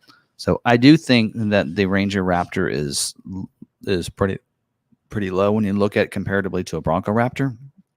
And granted, it doesn't have the same suspension system and such. It does have the same motor and a lot of capabilities. I think it's probably a little underpriced, and it probably should go up a little, Mhm. but I still hopefully not too much, because you look at F-150 Raptor, it's like 79. It starts right Yeah. at 79, so hopefully that doesn't go over 70, right? Yeah. And hopefully dealerships don't mark up too much, because they need to. F-150s we've been marking up for years. I mean, Yeah. we've been selling F-150 Raptors at $5,000 over for a long time. Yeah. It wasn't until right before the changeover to 24 model year that we went down to MSRP on F-150 Raptors. Yeah. And like right now, our 24 model year, our pricing is on regular Raptors is MSRP. I think it's $5,000. Is it $5,000 over on 37s? I think. Yeah. I think so. And it's higher on the Raptor R's. Mm-hmm. But so anyway, to answer that, there you go. So we have a couple of people asking about the Maverick information. We have not gotten there yet. Not yet. We're about ready to. So if you have a question, usually we only pull and answer questions that are about the topic we just talked about. I do not have any recall related questions, so let's move on, and we will get to any of the questions that you have asked. I've been pulling aside, and we will answer those during the Q&A. Yeah. So we always title the live stream kind of what the main topic's going to be about, but we always like to make sure we cover all the news information. That's why a lot of people come to these over to us, because we talk about scheduling and information like that, and we want to make sure we answer everybody's questions on that. So. If you are not able to stay and we have not hit what you wanted to talk about yet, you can always watch tomorrow or even tonight. You can watch the replay. Oh, yeah. When you have a chance. And we actually put timestamps so you can go directly to the spot that you want to go to. So when I'm done, before I leave, I usually I put the timestamps in the video. But we're about ready to talk about it now. So if you don't have any other questions, let's get to the Maverick stuff. Is it true? Yeah, we don't have an is it true. You don't have an is it true. Nope. So we're going to jump right in, so you don't have to wait any longer. Nope, we can take that question off. Okay, so let's get into the news. So there's been a lot of information out there on the Maverick Truck Club. So a lot of people have been posting the spy photos and everything. And so, I mean, I don't really, to be honest, I don't. Hopefully, you guys don't think that I'm confirming anything here. So there you go. So hopefully you guys understand that. But we are going to show some screenshots here. Let me add the ones I have. Make sure I get the right one here. Yeah, Tim hasn't had a rant in a while. Here we go. So there's been a couple from the Maverick Truck Club, and I'm going to use that because I'm a big Maverick Truck Club member, and they are very supportive of our channel as well. I love getting on the Maverick Truck Club. I love having conversations in there. So and I'm going to put these links in the comments, the show notes, and everything in the comments, so you can check back. But here are some of the photos, and and it is saying the Lobo ST version. I think we're all seeing that these being tested out there and being driven around. And so we're seeing that there is going to be some sort of lowered version of the Maverick. And here's why I do think here that, what was it? Actually, here, this is what I want to share first. So back in August of 2023, Ford did file a patent for the Maverick Lobo wording. They did the same thing with F-150 Lobo and a Ranger Lobo, maybe. Anyway, so I guess actually I did some research on this. There is actually that Lobo name was used on the F-150 back in Mexico like 20 years ago when they were struggling to sell F-150s down there in Mexico. They actually changed it to the Lobo, thinking that they would be more encouraged to want to buy that instead of an F-150 naming. And so they actually used it back then. So they're kind of bringing it back in a sense. And so sometimes Ford will buy trademarks just so nobody else can use it. Right. Just in case they want to use it in the future. Yes. So we did see that with the Model E. So Ford held to the patent to the Model E, even though they weren't using the Model E for such a long time. They held on to it because now they're using that Model E terminology. So same thing we did see them do the patent on the Maverick Lightning. Yeah. We did see them buy that one. I don't know if we're going to see a Maverick Lightning.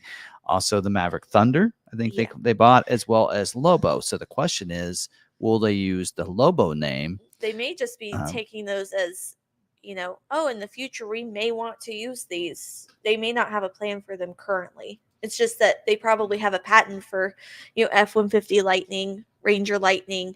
They probably have a patent for all those names so they can use them. Yeah. Or keep others from using them. Yes, keeping others from using them. That's a big thing. Now, I will say this, though. I'm going to go to a different format here. Anyway, make this a little bit bigger. Anyway, so one of the things that here's why I don't think they're going to call it the ST is Ford does not have an ST version of any truck. No. So if you notice, ST is usually reserved for the SUVs. SUVs. So you have the Edge ST, Explorer ST, right? Same way, you don't see an SUV that has the Trimmer name. Mm-hmm. So the Trimmer has been kind of tied to your trucks. So we see the trucks getting the Trimmer name. That's why I don't think they're going to use ST naming for the Lobo. Of course, we do see the cars. Focus, don't forget Focus ST, and which, if you didn't know, the smaller the one, cars Fiesta were ST. all F. Fiesta, Fusion, Focus were all F, and that's all the cars. If you're looking at SUVs, you're looking at an E. I always say, hey, if you're looking for an E, all the SUVs. But we don't see those names being coincided. So I don't think we're going to see an ST version.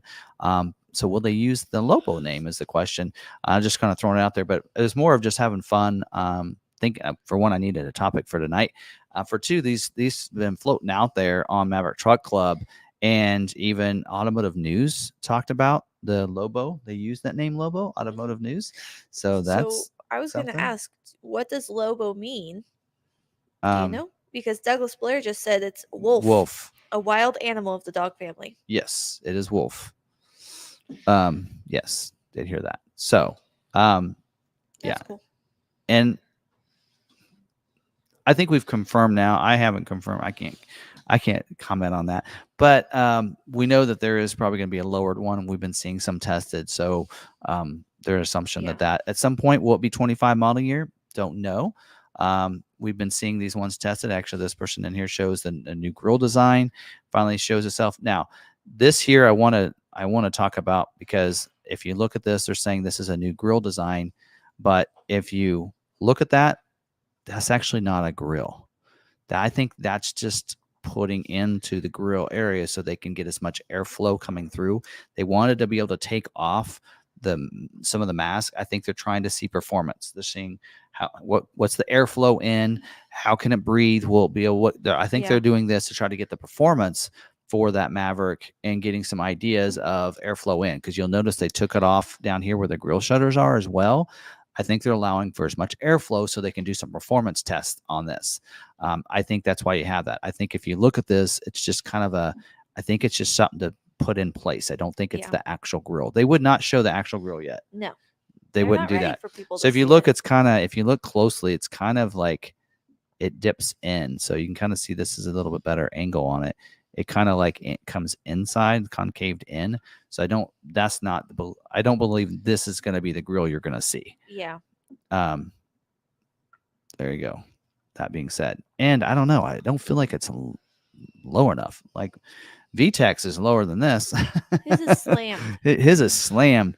Anyway, but it does say that they're 19-inch tire wheels, I think. Automotive News did an article on this too, and they had said that they were 19-inch tires and wheels, and not tires, 19-inch wheels. And so they are a bigger wheel, because I think, what's the biggest wheel now on the Maverick? Is there an 18? I think there's an 18 on the Lariat, but there's not a 19. So, and I don't think that's what the wheel design is going to look like. No, they're just using some rims. Yeah, those are all scratched up and everything. So VTEC said, rumor has it comes with fog lights. You got front sensing system. Look at that. Ooh. You do see a sensor. So we do have front sensing system, which we haven't had yet on the Maverick. And you also, with this in here, nice. You do see the 360-degree camera. Ooh. See it under there? Yep. So we do have the 360-degree camera. So we have talked about this in the past of what might come. So it looks like front sensing system, 360 camera, that kind of thing. The door handles are different color. So this is a silver truck. Those door handles are not silver. No, they're not. I don't even get a good. See, that's a different color. Yeah. So they kind of did that on the Bronco Sport. the freewheeling edition has silver door handles, and you can't get it in silver. So they kind of did that. So Ooh. I don't know if they're going to do that or if that's just, hey, you know what? We don't have silver. Just slap those beige ones on there right now. They're showing the screen though in this. That's the second time seeing that. So that's the same screen as we're seeing in the Escape, and everything else. Got rid And of the cubby. yeah, I do think they're trying to use the Ford digital experience on these. I know That'd be nice. they're working on that, so they might skip completely over Sync 4 and go straight It to the would Ford really digital take experience. in our consideration of the brands starting to talk to each other, communicate. I think it's the tech teams saying we need to simplify down to just a couple screens. Very much so. Right? That's we need to make this easy and make it work with all models. So we're going to simplify down to the Ford digital experience and move on. Yeah. And they keep trying to compare it to the Mustang, but in my opinion, it's more like what the Escape. It's in the Escape. And we should see this also in the Bronco Sport too. When you think about it, we keep comparing the Maverick to the Escape. It's an Escape with a bed. Yeah. So when you think about it that way, it would be perfect for the Escape screen. All right, so here's another one on Maverick Truck Club. Giving all credit to Maverick Truck Club here because, like I said, they are we work hand to hand together. Yes, VTech. Can you see that? Yeah. If you didn't know, and you do not want technology in your vehicle because you do not want the distraction, those screens can be turned off. You can either put it on calm screen or you can completely turn it off. Yep. Along with the instrument cluster on most models, they have a calm screen, so it just shows your speedometer, or nothing there if you have speedometers on each, your clusters on each side. Like I said, I'm going to reference these in the description. I want to give 100% credit to the sites that I got these from. So I'll put those in there as soon as this video is over. But notice the door handles again. This is a black truck. And again, we've got those door handles. Now, from this angle, it looks like that door handle is smooth. It's different. But if you look at the other side, it looks the same as the others. But those look like the terrain color. So I don't know if this is something they're doing or not. But now notice those wheels are a black XLT wheel. Someone said, is it me or does that bed look slightly longer? It's not longer. I don't think they're going to make the bed any bigger. So it does look like it's deeper, though. Yes. It feels deeper. Yes. I don't know if it is or not. I think it's the graphics that they've put on there to warp it and change the way it looks. There's the grill. See, we can't see the grill through here. Or the headlights. I believe the bumper is bigger, though. We'll see.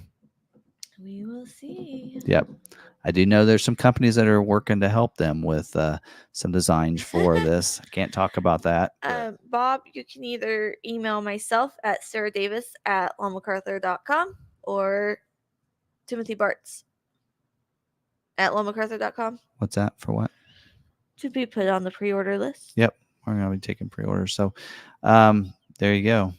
So not a lot to talk about, just kind of fun. I think just showing off some of the pictures that we've seen out there on social media and, throwing out that question, will it be called Lobo?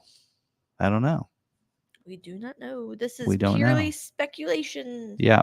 But hopefully soon. I did talk to the brand manager via email today. Hopefully we get a guest.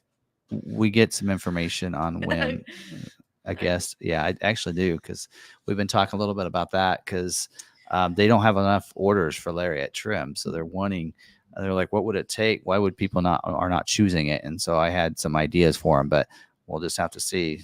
Come join us. Come talk to the Snips. people. Snips is in here. All right. Anyway, that's what I had on that. Any questions on that or any other takes on that from the chat for those that are here live with us? Yeah, definitely. Don't call her Snip says, don't call my very cool Maverick an Escape. Nope. Getting onto the wait list is free. Yep. Do we take deposits for Maverick? Don't know. So William, he's posted this on a lot of our videos. 2025 Ford Maverick Grabber with 2.3 motor, So there was a Maverick grabber. I had to do some research on this Leather wrap steering because wheel? William, I Question didn't mark? know what you were talking about because you post this a lot. I'm like, I need to Google this. So back in the 70s, there was a grabber Maverick. And it was basically a stripe and graphic package, basically, for the Right. most part. I think it was a wheel as an appearance, basically like a black appearance package is now. But I think in a couple of years, they actually got a V8 upgrade motor as part of the grabber package. And that's what he's talking about, creating a grabber with a 2.3 liter motor. And so I think if they go to a lowered version, back on the Maverick, they didn't actually, I don't believe they lowered it. It was more of a body kit and upgrade, performance upgrade on some of the ones they got to, not a performance upgrade, but they got a V8. But I think so. I don't believe they're going to use the grabber name on anything, but it might be kind of fun in the future. Maybe they will. But there you go.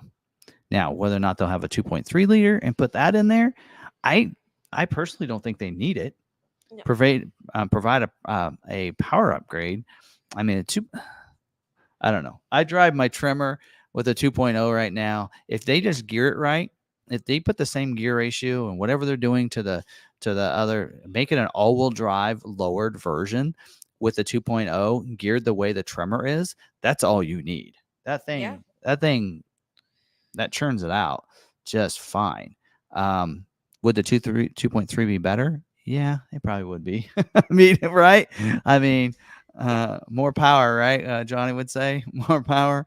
But does it need it? I mean, I don't think it does. But let the people that want to get the performance like VTEC do that, right? So I know some people have been putting a Lincoln Corsair motor 2.3 in theirs. Has VTEC done that? It sounds like he has. I know there's that person in California that's been doing that. I have one 2.3 here from Lincoln Corsair. Yeah. So, let those people go ahead and boost that up for racing and such, which is what VTEC does. And I think that's great. So there you go. So yeah, maybe a grabber appearance package. I mean, we already see, hey, and then make it available in grabber blue and grabber yellow. I was going to say, don't we have grabber blue and grabber yellow colors? The Mustang has grabber blue and grabber yellow. So anyway, so there you go. There's that. So yeah, I don't know. That's kind of all I had on that. Yeah. All right. So I do have some questions. All right. We're going from the top and going down. All right. All right.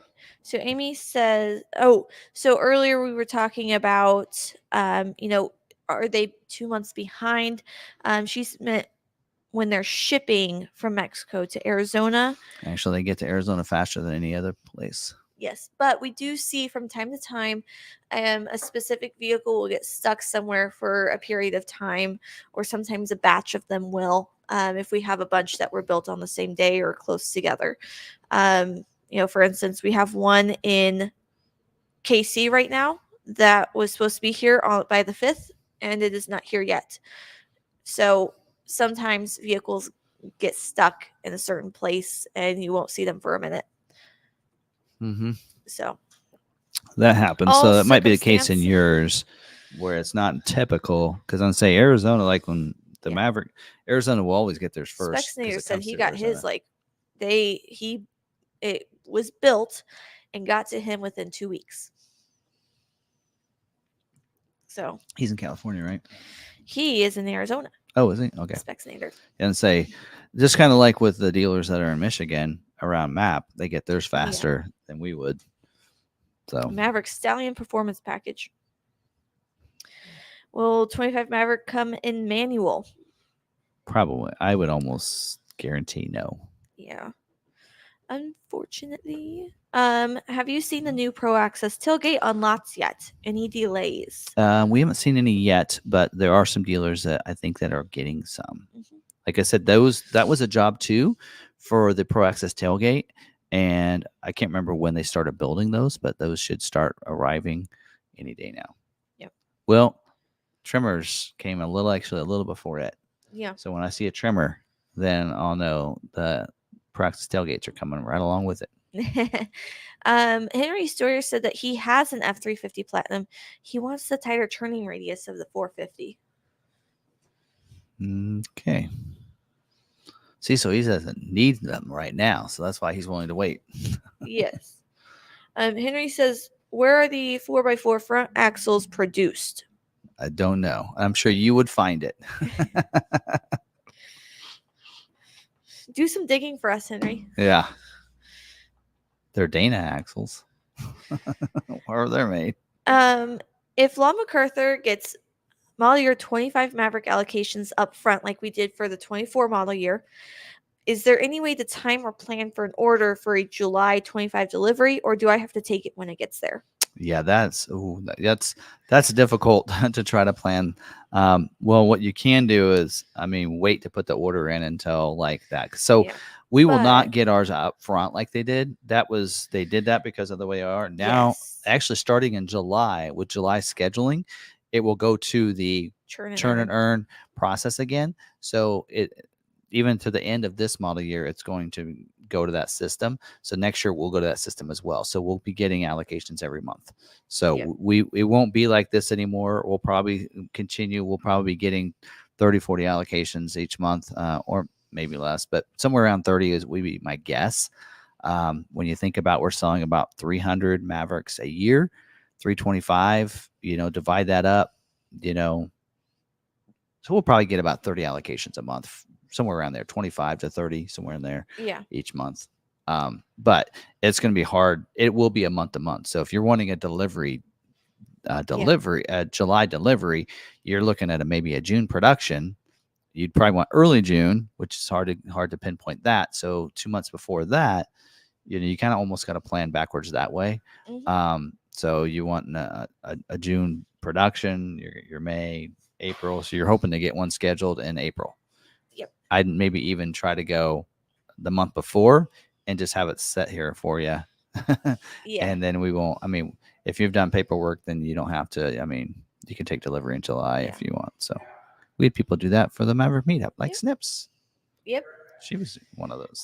Our Lightning truck's 100% electric, so it kind of depends on what you're talking about. Because the Lightning has two generations. So the original Lightnings were supercharged, but the ones that are typically talked about now are the F-150 Lightnings, and they are completely 100% electric. Yes. We had a guy here. We had the Lightning Bolt on the showroom, and he goes, "What's this for?" And of course, we have the exhaust. And I was like, "That's the exhaust." And he goes, "Aren't these supposed to be electric?" I was like, "Well, that's the Lightning, the F-150 Lightning. This is a Lightning Bolt. It's our take on the original Lightning." If you're looking at a new vehicle, which most of these people are, Sarah, they're not. They don't have a Lightning like you do. They're I'm just making sure they're not readily available. You can't just order a old Lightning. Unless you want a Lightning Bolt. They're looking at a new one. Then yes, they're all electric. Lightning. Yes. Our version Lightning Bolt, only available at Law McArthur Ford, is gas. Yes. 100% gas. No electric components there. All right. Onward.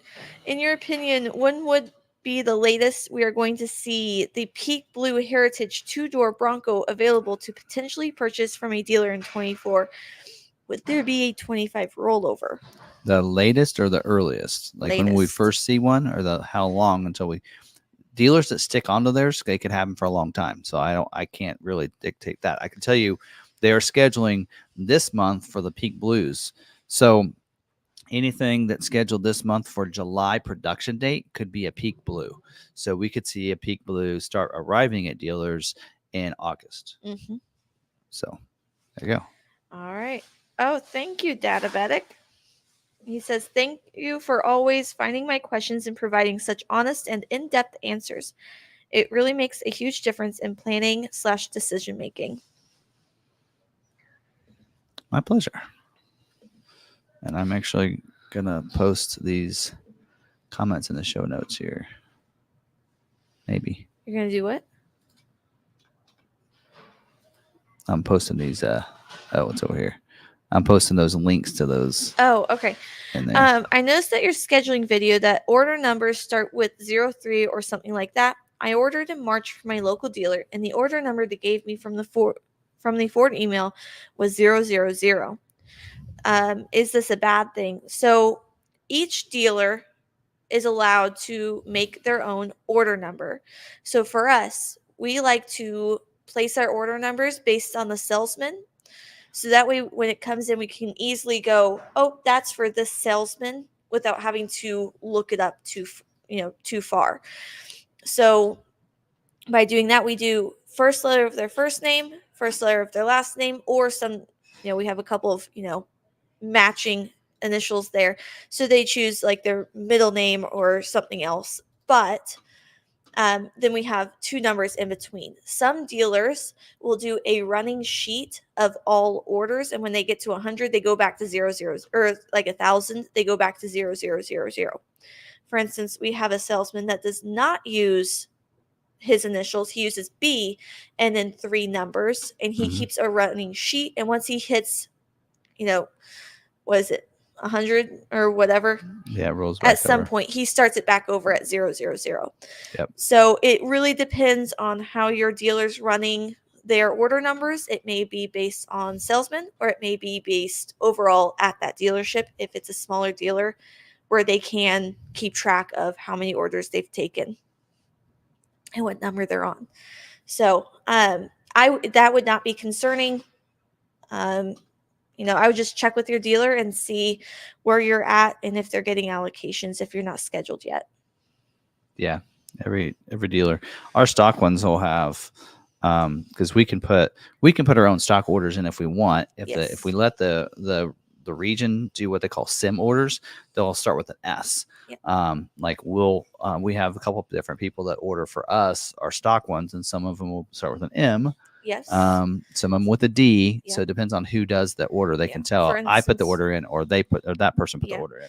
Or like our aftermarket team, they have their performance labels. Like if we have a lightning bolt build coming in, they put LB.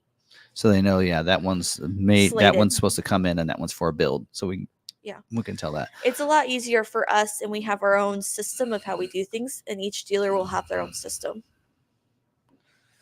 So if I order a truck from you, would I be able to change the delivery address to mine, which is 1,300 miles away? That would be a drop ship, and we would need to coordinate with a local dealer near you to have it delivered to them, and then they would do a courtesy delivery where they hand over the keys to you. You'd still do paperwork and everything with us, but then they would get it ready and hand it over to you for us. Yep. But we also do delivery. Yeah, we may start asking for deposits on some of those, because we've actually had a couple stuck in like Hawaii and such, and at that point we have to give it over to the dealership. So then we just lose that. Because it costs too much to have it shipped here. In which, if it's like a Maverick, where we're trying to earn allocations, we lose that allocation by giving it to that dealer. Yeah. So it's not something that we want to do. But we can have it ordered to us and then ship it to you. And if you finance with us at standard rates, you can have up to $1,000 of free shipping. After that, you pay the rest. But we can also arrange for that. Are there a backlog of Rangers now? Well, there are a bunch of Rangers that were built and aren't getting. We just got our first Raptor, and it was built like several months ago. We finally got it. So there was, when they had a bunch of Raptors, they continued to build them.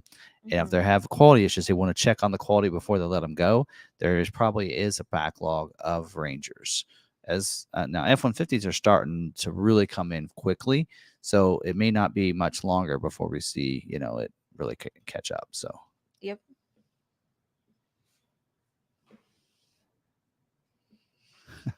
All right. Do I have to worry about going well over on an oil change? I accidentally did. Yeah, try to stick to that time frame, but I've gone over on your mom's because I don't drive it. Yeah. Very often. She went way over. Some people say with some of the newer models, they're supposed to have that sensor that tells you. And that might not be accurate, but some people wait until they're like Jolie. My sister, she waits until her sensor tells her to go get one. Well, your mom's sensor didn't go off, and then I got the notification in the app saying Mm-hmm. your oil life was almost out. And I'm like, okay, I'm taking it for an oil change tomorrow. Yeah. So, I but realized I went 10,000 on my C-Max. I went over my first oil change on the Bronco. I went over. Yeah. Mine was more on date than it was though. Mine went Yeah. over on date, not on miles. Yes, but they do So. say hybrids can go longer without an oil change. I say if you think that something's going wrong, check your oil yourself or take it to the dealer. Yeah. Um. You should be all right. Yeah. Hey, we got Driven Wild Outdoors is in here. We're having some fun crew here. Needs more. Like all 4 doors should have the touch unlock, not just the front. The passenger seat should be motorized. Also, seat coolers would be cool. And wireless CarPlay helps too. Yep. Now there's a guy right there, Driven Wild Outdoors. You want he'll know all the details on that. Yeah, 5,000 on oil. So try to stick to that. But yeah, I mean, if you accidentally go over and like, oh, it's gone over, you should be all right for a little bit. But yeah, try to stick to that. Like my vehicles, a lot of times I'm like the Expedition, which is the one that that Barb drives. It's the one we always take out of town. That one seems to get to the oil change faster than the date. But the Bronco Maverick, like the Maverick probably needs an oil change because it's not to 5,000 miles yet, but we've had it for 6 months. So I need to get that one done. But so yeah, there you go. So someone said we also need the garage door buttons. Oh, the garage door opener buttons?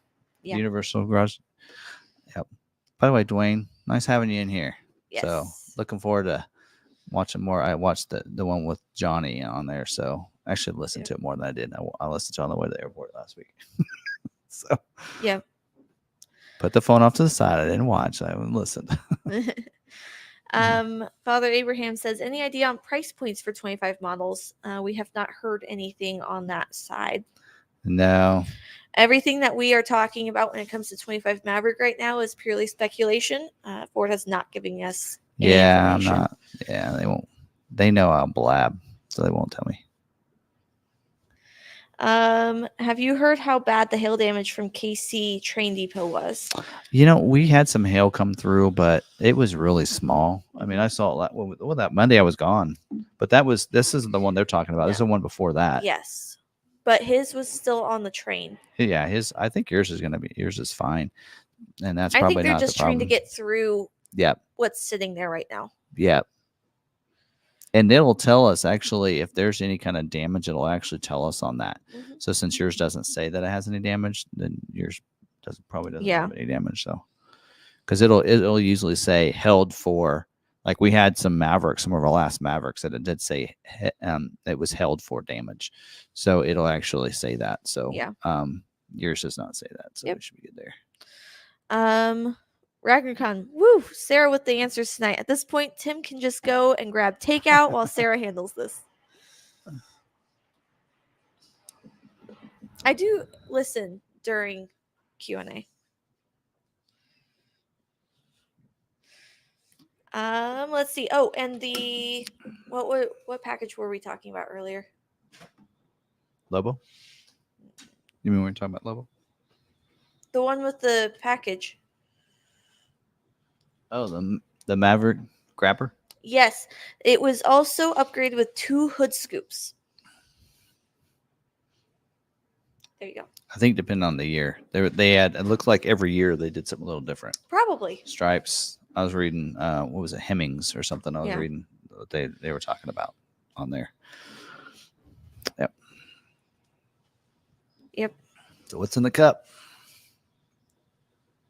Yeah, they actually asked that earlier. I had a little energy drink. Accelerator. Mm-hmm. Cherry ice pop, and it really did taste like a cherry ice pop. I had this just because I wanted a little bit of energy, but not a lot.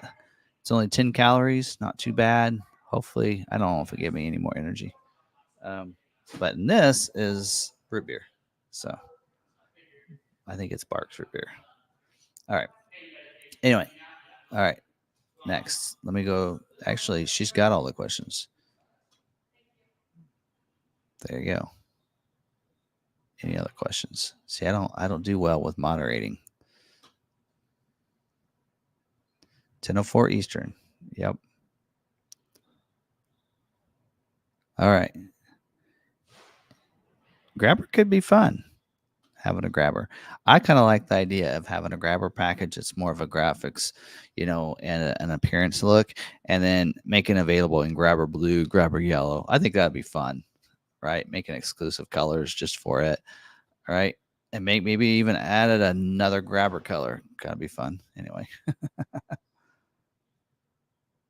All right. All right, Dwayne. When will we find out what's new for 25 in the Bronco?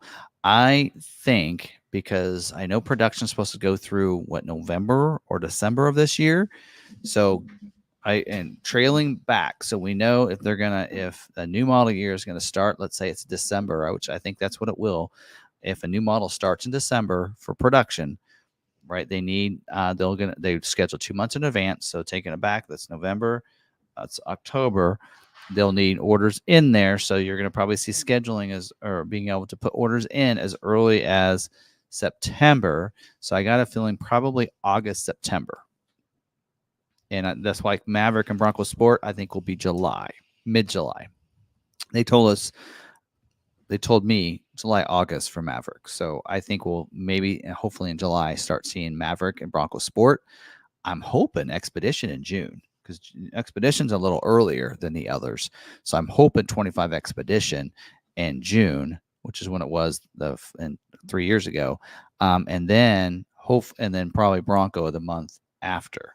And, there hasn't been a lot of vehicles out and around, but I do have confirmation from some people that there are some changes to the 25 Bronco, and so significant changes. So I'm really looking forward to being able to actually talk about it. Things I can't talk about. But yeah, so I'm looking forward to that. And yeah, I've just like with the Maverick, I've seen some versions of the Maverick, some versions of the Bronco Sport and the Bronco that I can't talk about. I signed something. Yeah. Put my phone on a thing. Anyway, but yeah, so there's some fun things coming in Expedition. So all those, as well as a version of the F-150 for 25. But can't talk about that either. Anyway, let's see. Moving on before I get myself in trouble. NDA.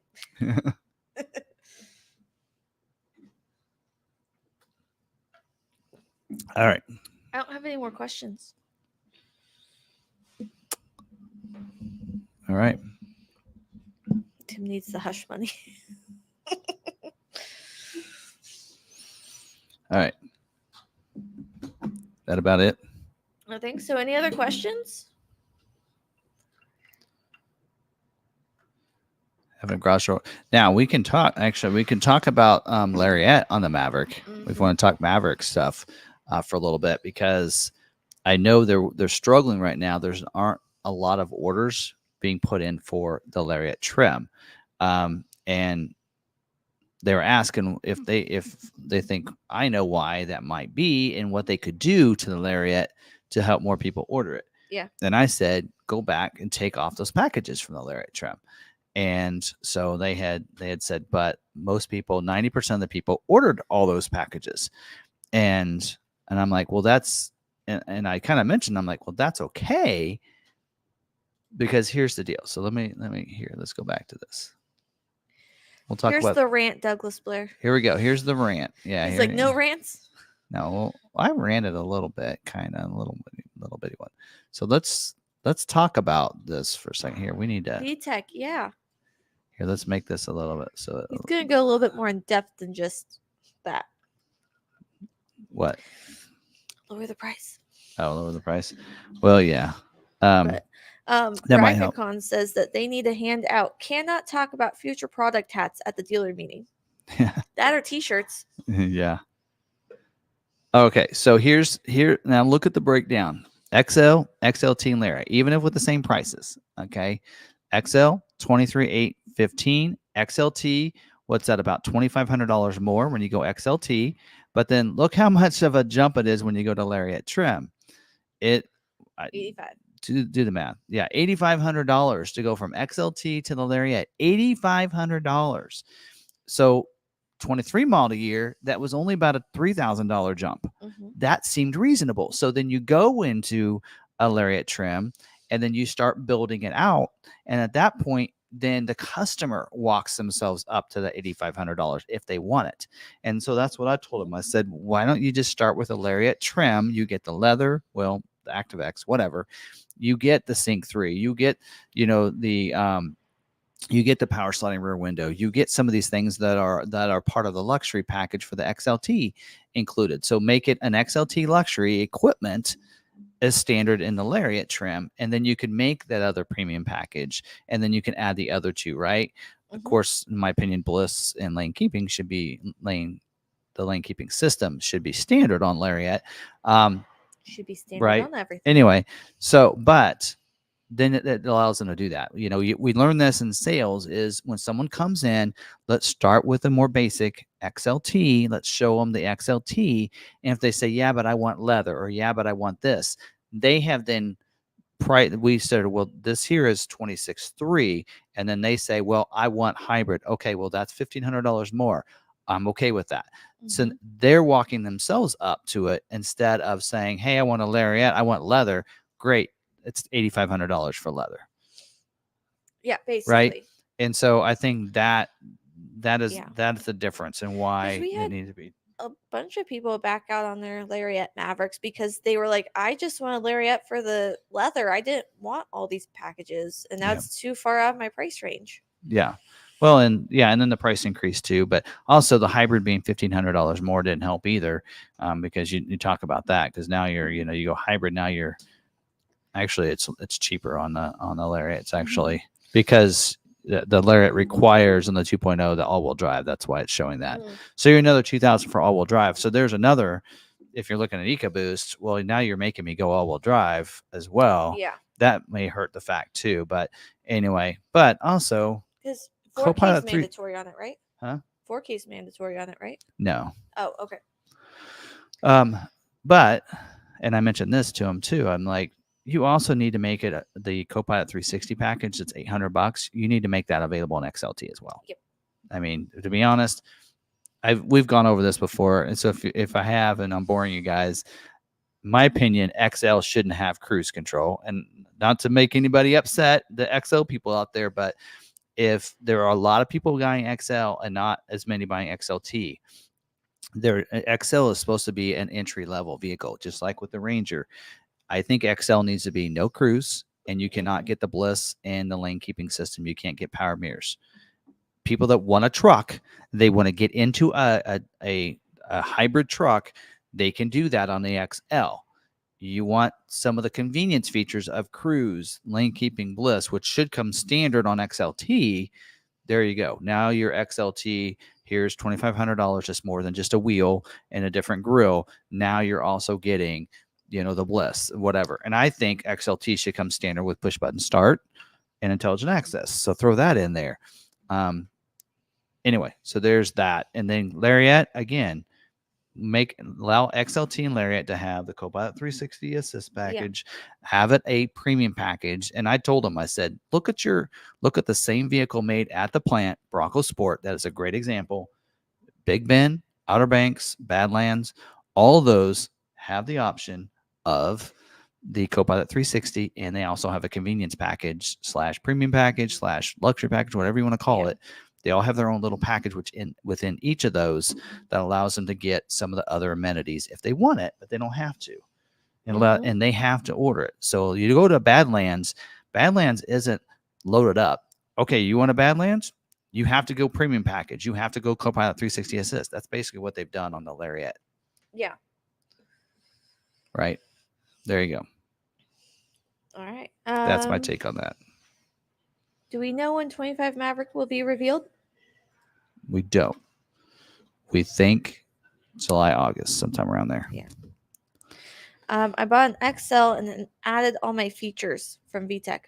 Kind of like how you brought your Bronco and added all your features.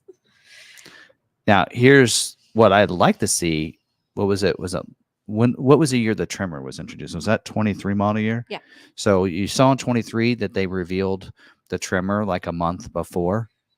I would like to see Lobo, ST, whatever. Maybe they'll reveal that a month before and get people excited. All I know is we need some news. We need something exciting.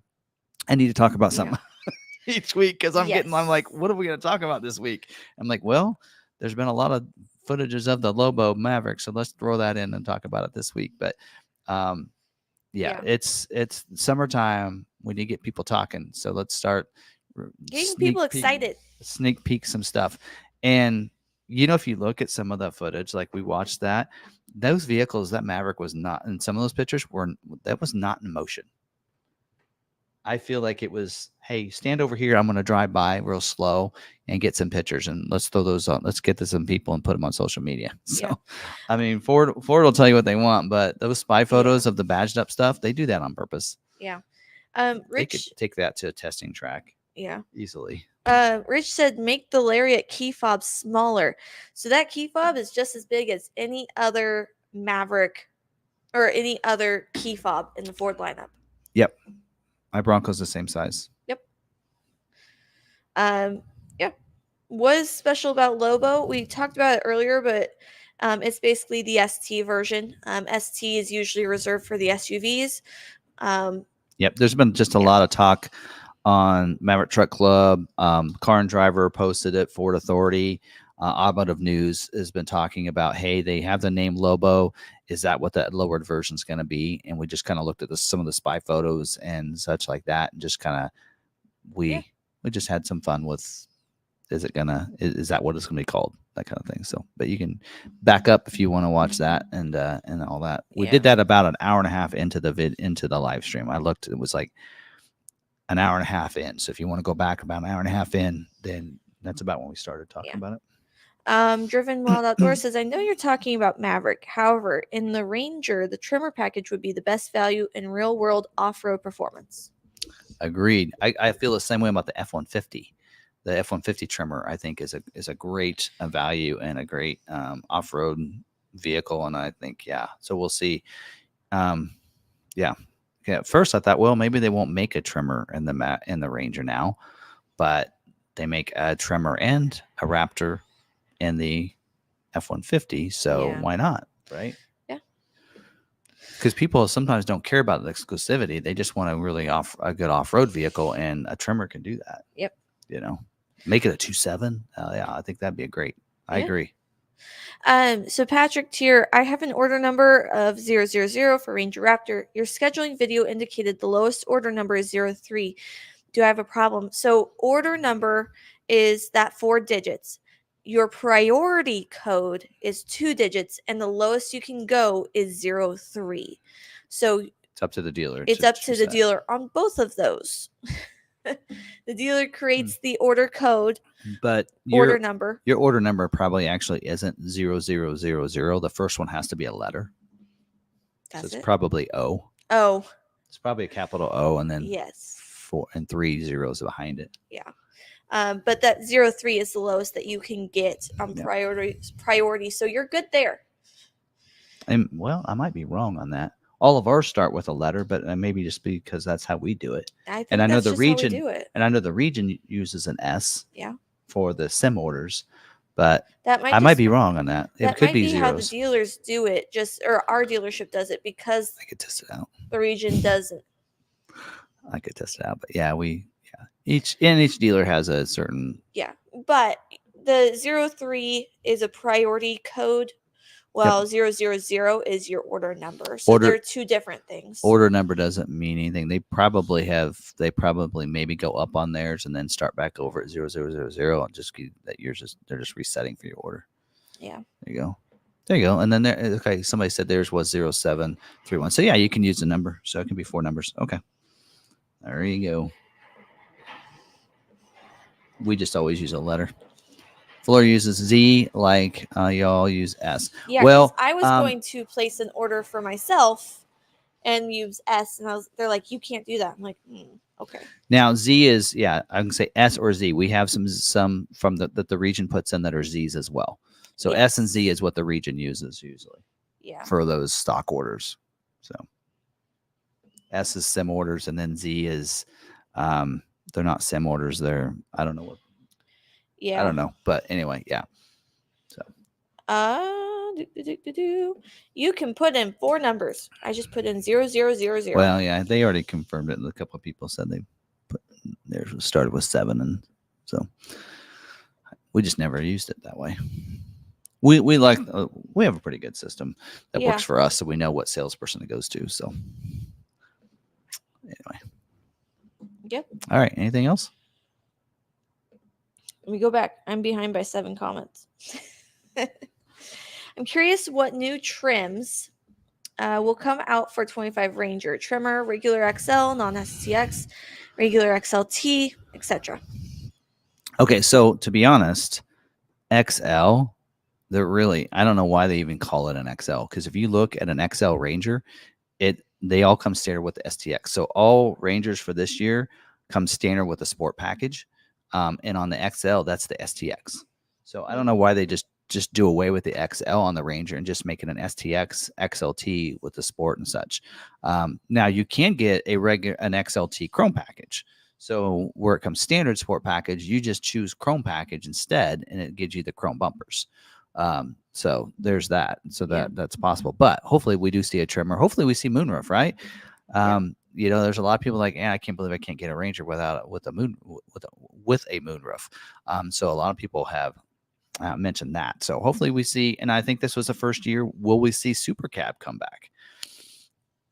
We'll just have to see. I think, you know, the first year they want to try to simplify it, especially with a major changeover like that, to help production, which it didn't help that, you know, the plant was down for the strike and such. But 25, I think we'll see an reintroduction to some things. Every model year they add something for excitement before a changeover. So like we may not see a lot introduced, and we may not see like a Lobo or an ST this year.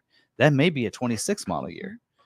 25 could be the redesign, period, and nothing introduced. Other than that, we may not see the hybrid all-wheel drive that everybody wants. It could just be a different look for this year. And that Lobo could be 26. Same way with the Ranger, though, for this next year, since it's a big redesign, we may see hopefully an reintroduction to the trimmer. And then hopefully also we see the moonroof being brought back. So we'll see. Whether we need a super cab, I really don't know if we need a super cab Ranger. I mean, and a lot of people are like, I want a regular cab Maverick, and I want the super cab, you know, this and that. Well, you say that, but then like Ford's like, but nobody's ordering them. Right. It's like there are people ordering the regular cab F-150 XLs because they're turning it into lightning bolts like we are. But there aren't a lot. And so there's a reason why on the Lariat trim, they used to have a super cab version of the Lariat. Why did they do away with it? Because nobody ordered it and we couldn't sell them. So they did away with it. So the changes that Ford does, it's because they're not seeing the trend and the reason to make a big production of a certain cab configuration if a very small number actually orders them. Same way they did away with the manual transmission in the F-150 years ago. They trailed it back and then was an XL, and then they just did away with it because not enough people were ordering it for them to produce and tried to produce a good quantity of them. They're not going to produce a limited like they are a Raptor number of an option that people aren't ordering. They're just going to do away with it. So I don't know if we'll see a Super Cab Ranger again. Anyway. All right. Were you answering Snips? No, the one. Okay. No.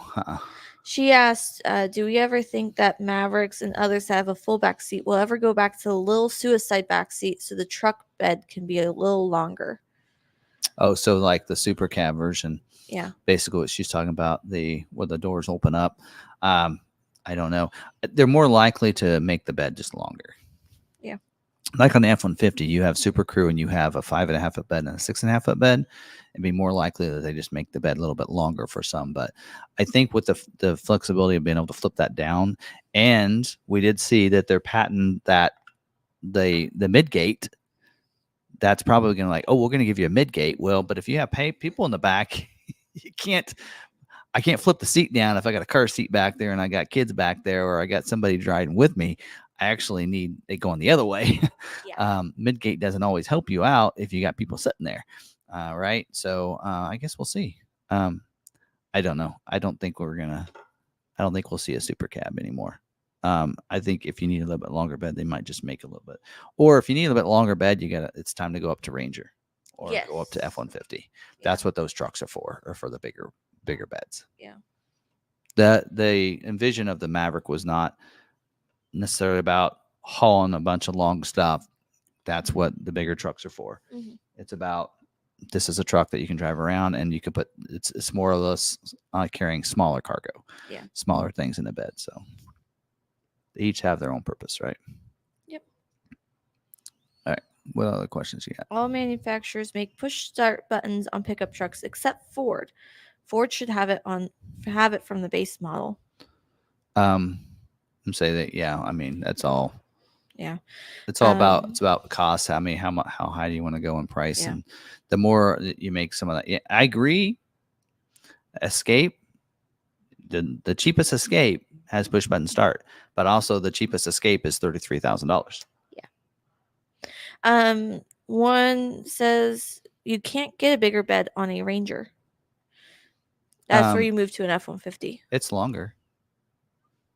So it's 4.5 foot bed. But he's saying, having two different bed sizes, which that's what the F-150 is for. Yeah, that's what I'm saying is you scale up. So if you need you need bigger than a 4.5 foot bed, you go to Ranger, which is now it was 5.5. I don't know. I can't remember what the size is. 5 or 5.5. Yeah. Maybe it's 5 now. I don't know.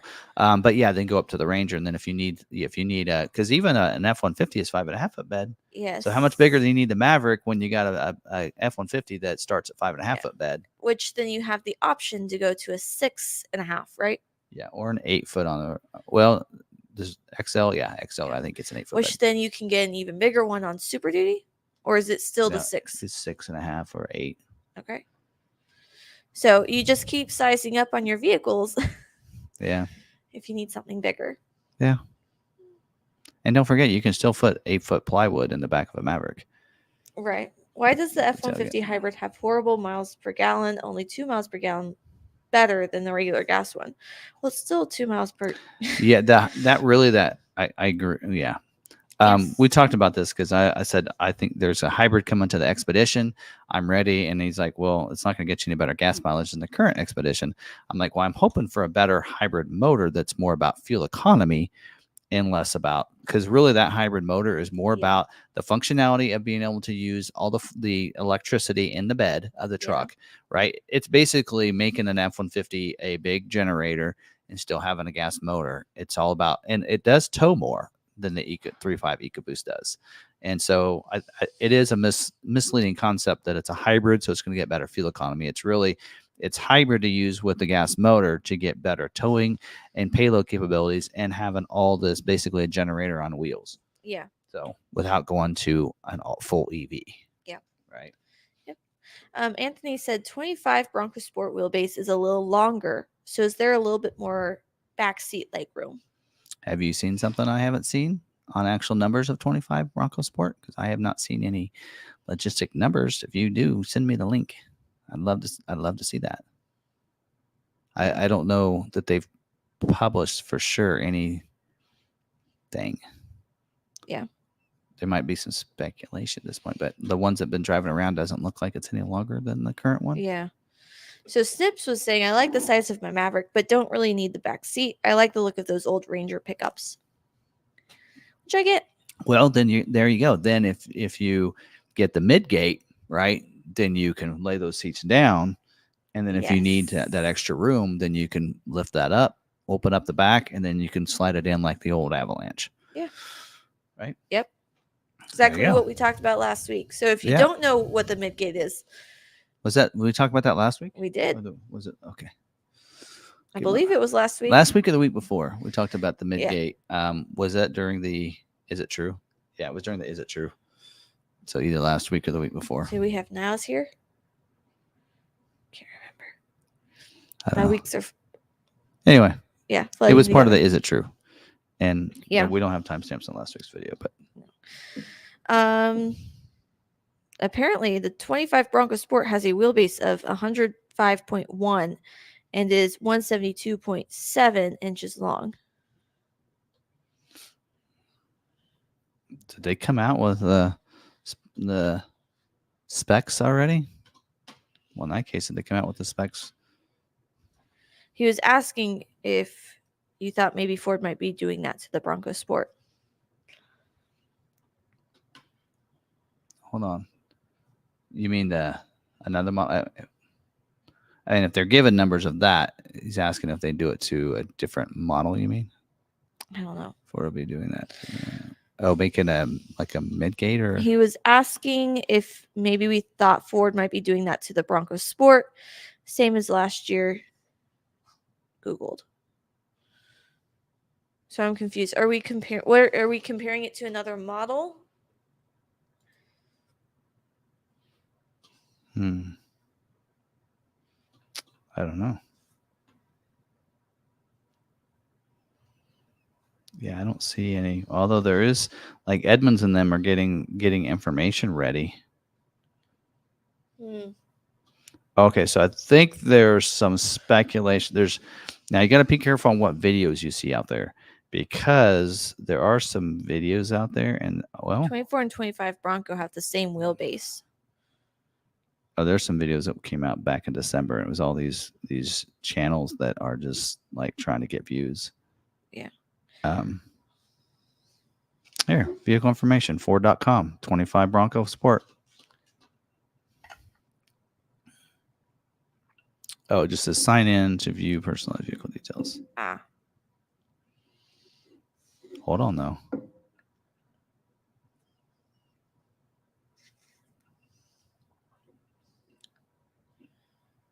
Not gonna tell us anything. Run down, remote start. And this is how people, like, you guys got to keep doing that. Keep searching on Ford.com, because that's how the trimmer was viewed. You remember when the trimmer came out? Yeah. They revealed that when they didn't mean to, because it ended up on Ford.com, and then somebody found it, and then they told us. But Moondoggy, we have not gotten any 24 F-150 trimmers yet. They should be coming soon. Keyless entry. Keyless entry. Didn't they take that away in Bronco Sport as well? Yes, they did. Look, they're showing an image. Okay, everybody else got to see this. Yeah, we don't have any 23s left. Well, we have 123 F-150, but we're getting 24 F-150 trimmers. So here's Bronco. So I did Google Bronco Sport, 25 Bronco Sport. And so on Ford's website under support, they do have this. And then if you look down here, it talks about get the rundown, and it shows. What's funny is that remote is not, that's an old remote. How to use mach-e, and then so the keyless entry keypad's on here, but that's not even from a Bronco. So I don't know if they're going to bring that back or not. Navigation map, although that does look like that is a Bronco's Sport, but it is the old Bronco Sport with the small screen. But it doesn't really mention. It does mention Sync 3. I don't know. Love to see. I don't see any information. I'd love to find out where you got that information on the wheelbase and everything. Now, what was the wheelbase on the 24? See, y'all got me going now. See, he said the wheelbase on the 24 Bronco is 105.1. Are we talking Bronco or Bronco Sport here? Bronco Sport.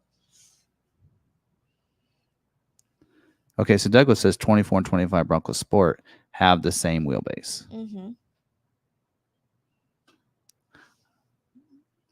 So where do we get the specs for 25? I haven't seen it yet. I've been Googling it. I'll keep looking.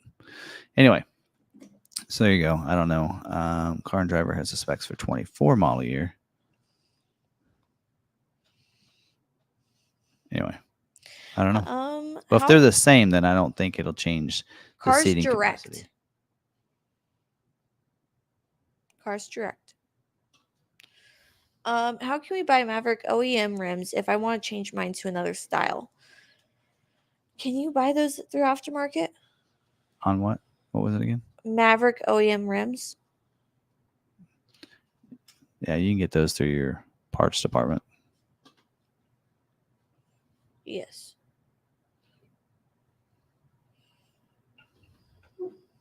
Cars Direct. And it says something about a release date.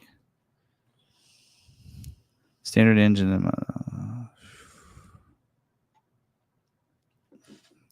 Okay, that's Bronco, not Bronco Sport. Darn it, I was looking at the wrong thing. Although it is talking about Bronco preview, 25 model year Bronco preview, and I don't believe this is accurate because there's something on here that I know isn't happening. So it's listing some things here that I see right now that's not going to happen. So from what I understand, it does have a release date second half of 24, which that's probably pretty accurate. But that's, again, this is still speculation. But there you go. Anyway, all right. Bronco Sport, though. Bronco Sport Cars Direct. There you go. But what was that dated? That was dated. Hold on. That date was December. Go back. December 26th of 23. This is not very up to date. So again, this is probably them just loading up the website. So they have 25 model year info on their website. So I don't, this again probably is not up to date. We assume these figures won't change for the 25 model year. So again, they're just assuming things there. So that's not, I can't go with that. That's, what do they call that? Fake news. Anyway, so yeah, it's kind of hard. Again, that Cars Direct, that's looks like they're just loading their website up, so they have some 25 model year information. So when people Google, they find their stuff. So anyway, I can tell you this: there aren't any 25 model year Bronco Sports made yet. I know when they're going to start making them, and they're not. They may be running one or two through the plant, maybe. And I don't think so. I know when a couple of the crushed media ones are going to be built, and I can tell you they're not being built yet. Yeah. So that's all I can say. So none have been made yet. So yeah. Anyway. Well, we are at 9:40. All right. And I will say that it is probably very true that on 25 model year Maverick and Bronco Sport that the wheelbases will not change any. Again, it's just a refresh. It's not a full next gen. Next gen that's when you would see a bigger wheelbase, something on it changes. But usually in a mid-cycle change, like 25 model year for the Bronco Sport and as well as even the Bronco and the Maverick, it's going to be a refresh. It's going to be a grill, tailgate. It's going to be interior refresh. It is not going to be anything more than that. What makes it a next gen? When they do a full redesign where they might move the body panels will be different. If they're just changing like a little aspect of it, like a grill or something, like usually they do that, like F-150, 24 model year. The body panels are all the same doors as a 23, same fenders as 23. But what they changed was the grill. They changed the bumpers, grills, tailgates. Interior was an upgrade change. When they really redo it, make it, they do more than just that. But body lines change. That's when you get a next gen. Time distance between gens? The typical process is 3 years for a refresh, 6 years for a new next gen. Okay. So typically they run on a 3.6, and I've been told on the Maverick that's their plan is to run on a 3.6. All right. So this one here will be a refresh. We'll not have a new. I mean, we won't see different body. We won't see different doors. You'll probably see some interior upgrades to the dash. You're going to see a different grill, tailgate. Maybe bumpers will be refreshed. There may be an introduction to another trim. Yeah. There you go. I've been told. Kind of like how we saw with the. I have been told there's going to be 3 different bumpers. Was Super Duty a next gen? Or was that a refresh? 23 was. 23 was. I think. Well, maybe that was a refresh. I can't remember. I will say there are going to be 3 different. All I know, I the can Mustang I can was a say next gen. I can say there's. I'd probably be okay saying that there's 3 different bumpers for 25. All right. Somebody that's making stuff for them. I should say that. But because you'll have like the current, you have 2 bumpers right now. So there's a 3rd one coming, and that's probably going to be that lowered version. So. All right. So anyway. All right. There you go. Let's hop That's all off. I have. Head to bed. Okay, guys, thanks for watching, and thanks for bringing the great questions and everything in the talk. I appreciate it. Hope you guys had an enjoyable time as well. And hope glad we could be a source for your Ford news and updates and everything. So hope you guys enjoyed it. Anything else? No. All right. See you next week. Let me get over here so I don't forget this. So until next week, don't forget to stay positive, be kind to one another, and be kind to yourself. and we'll see you later.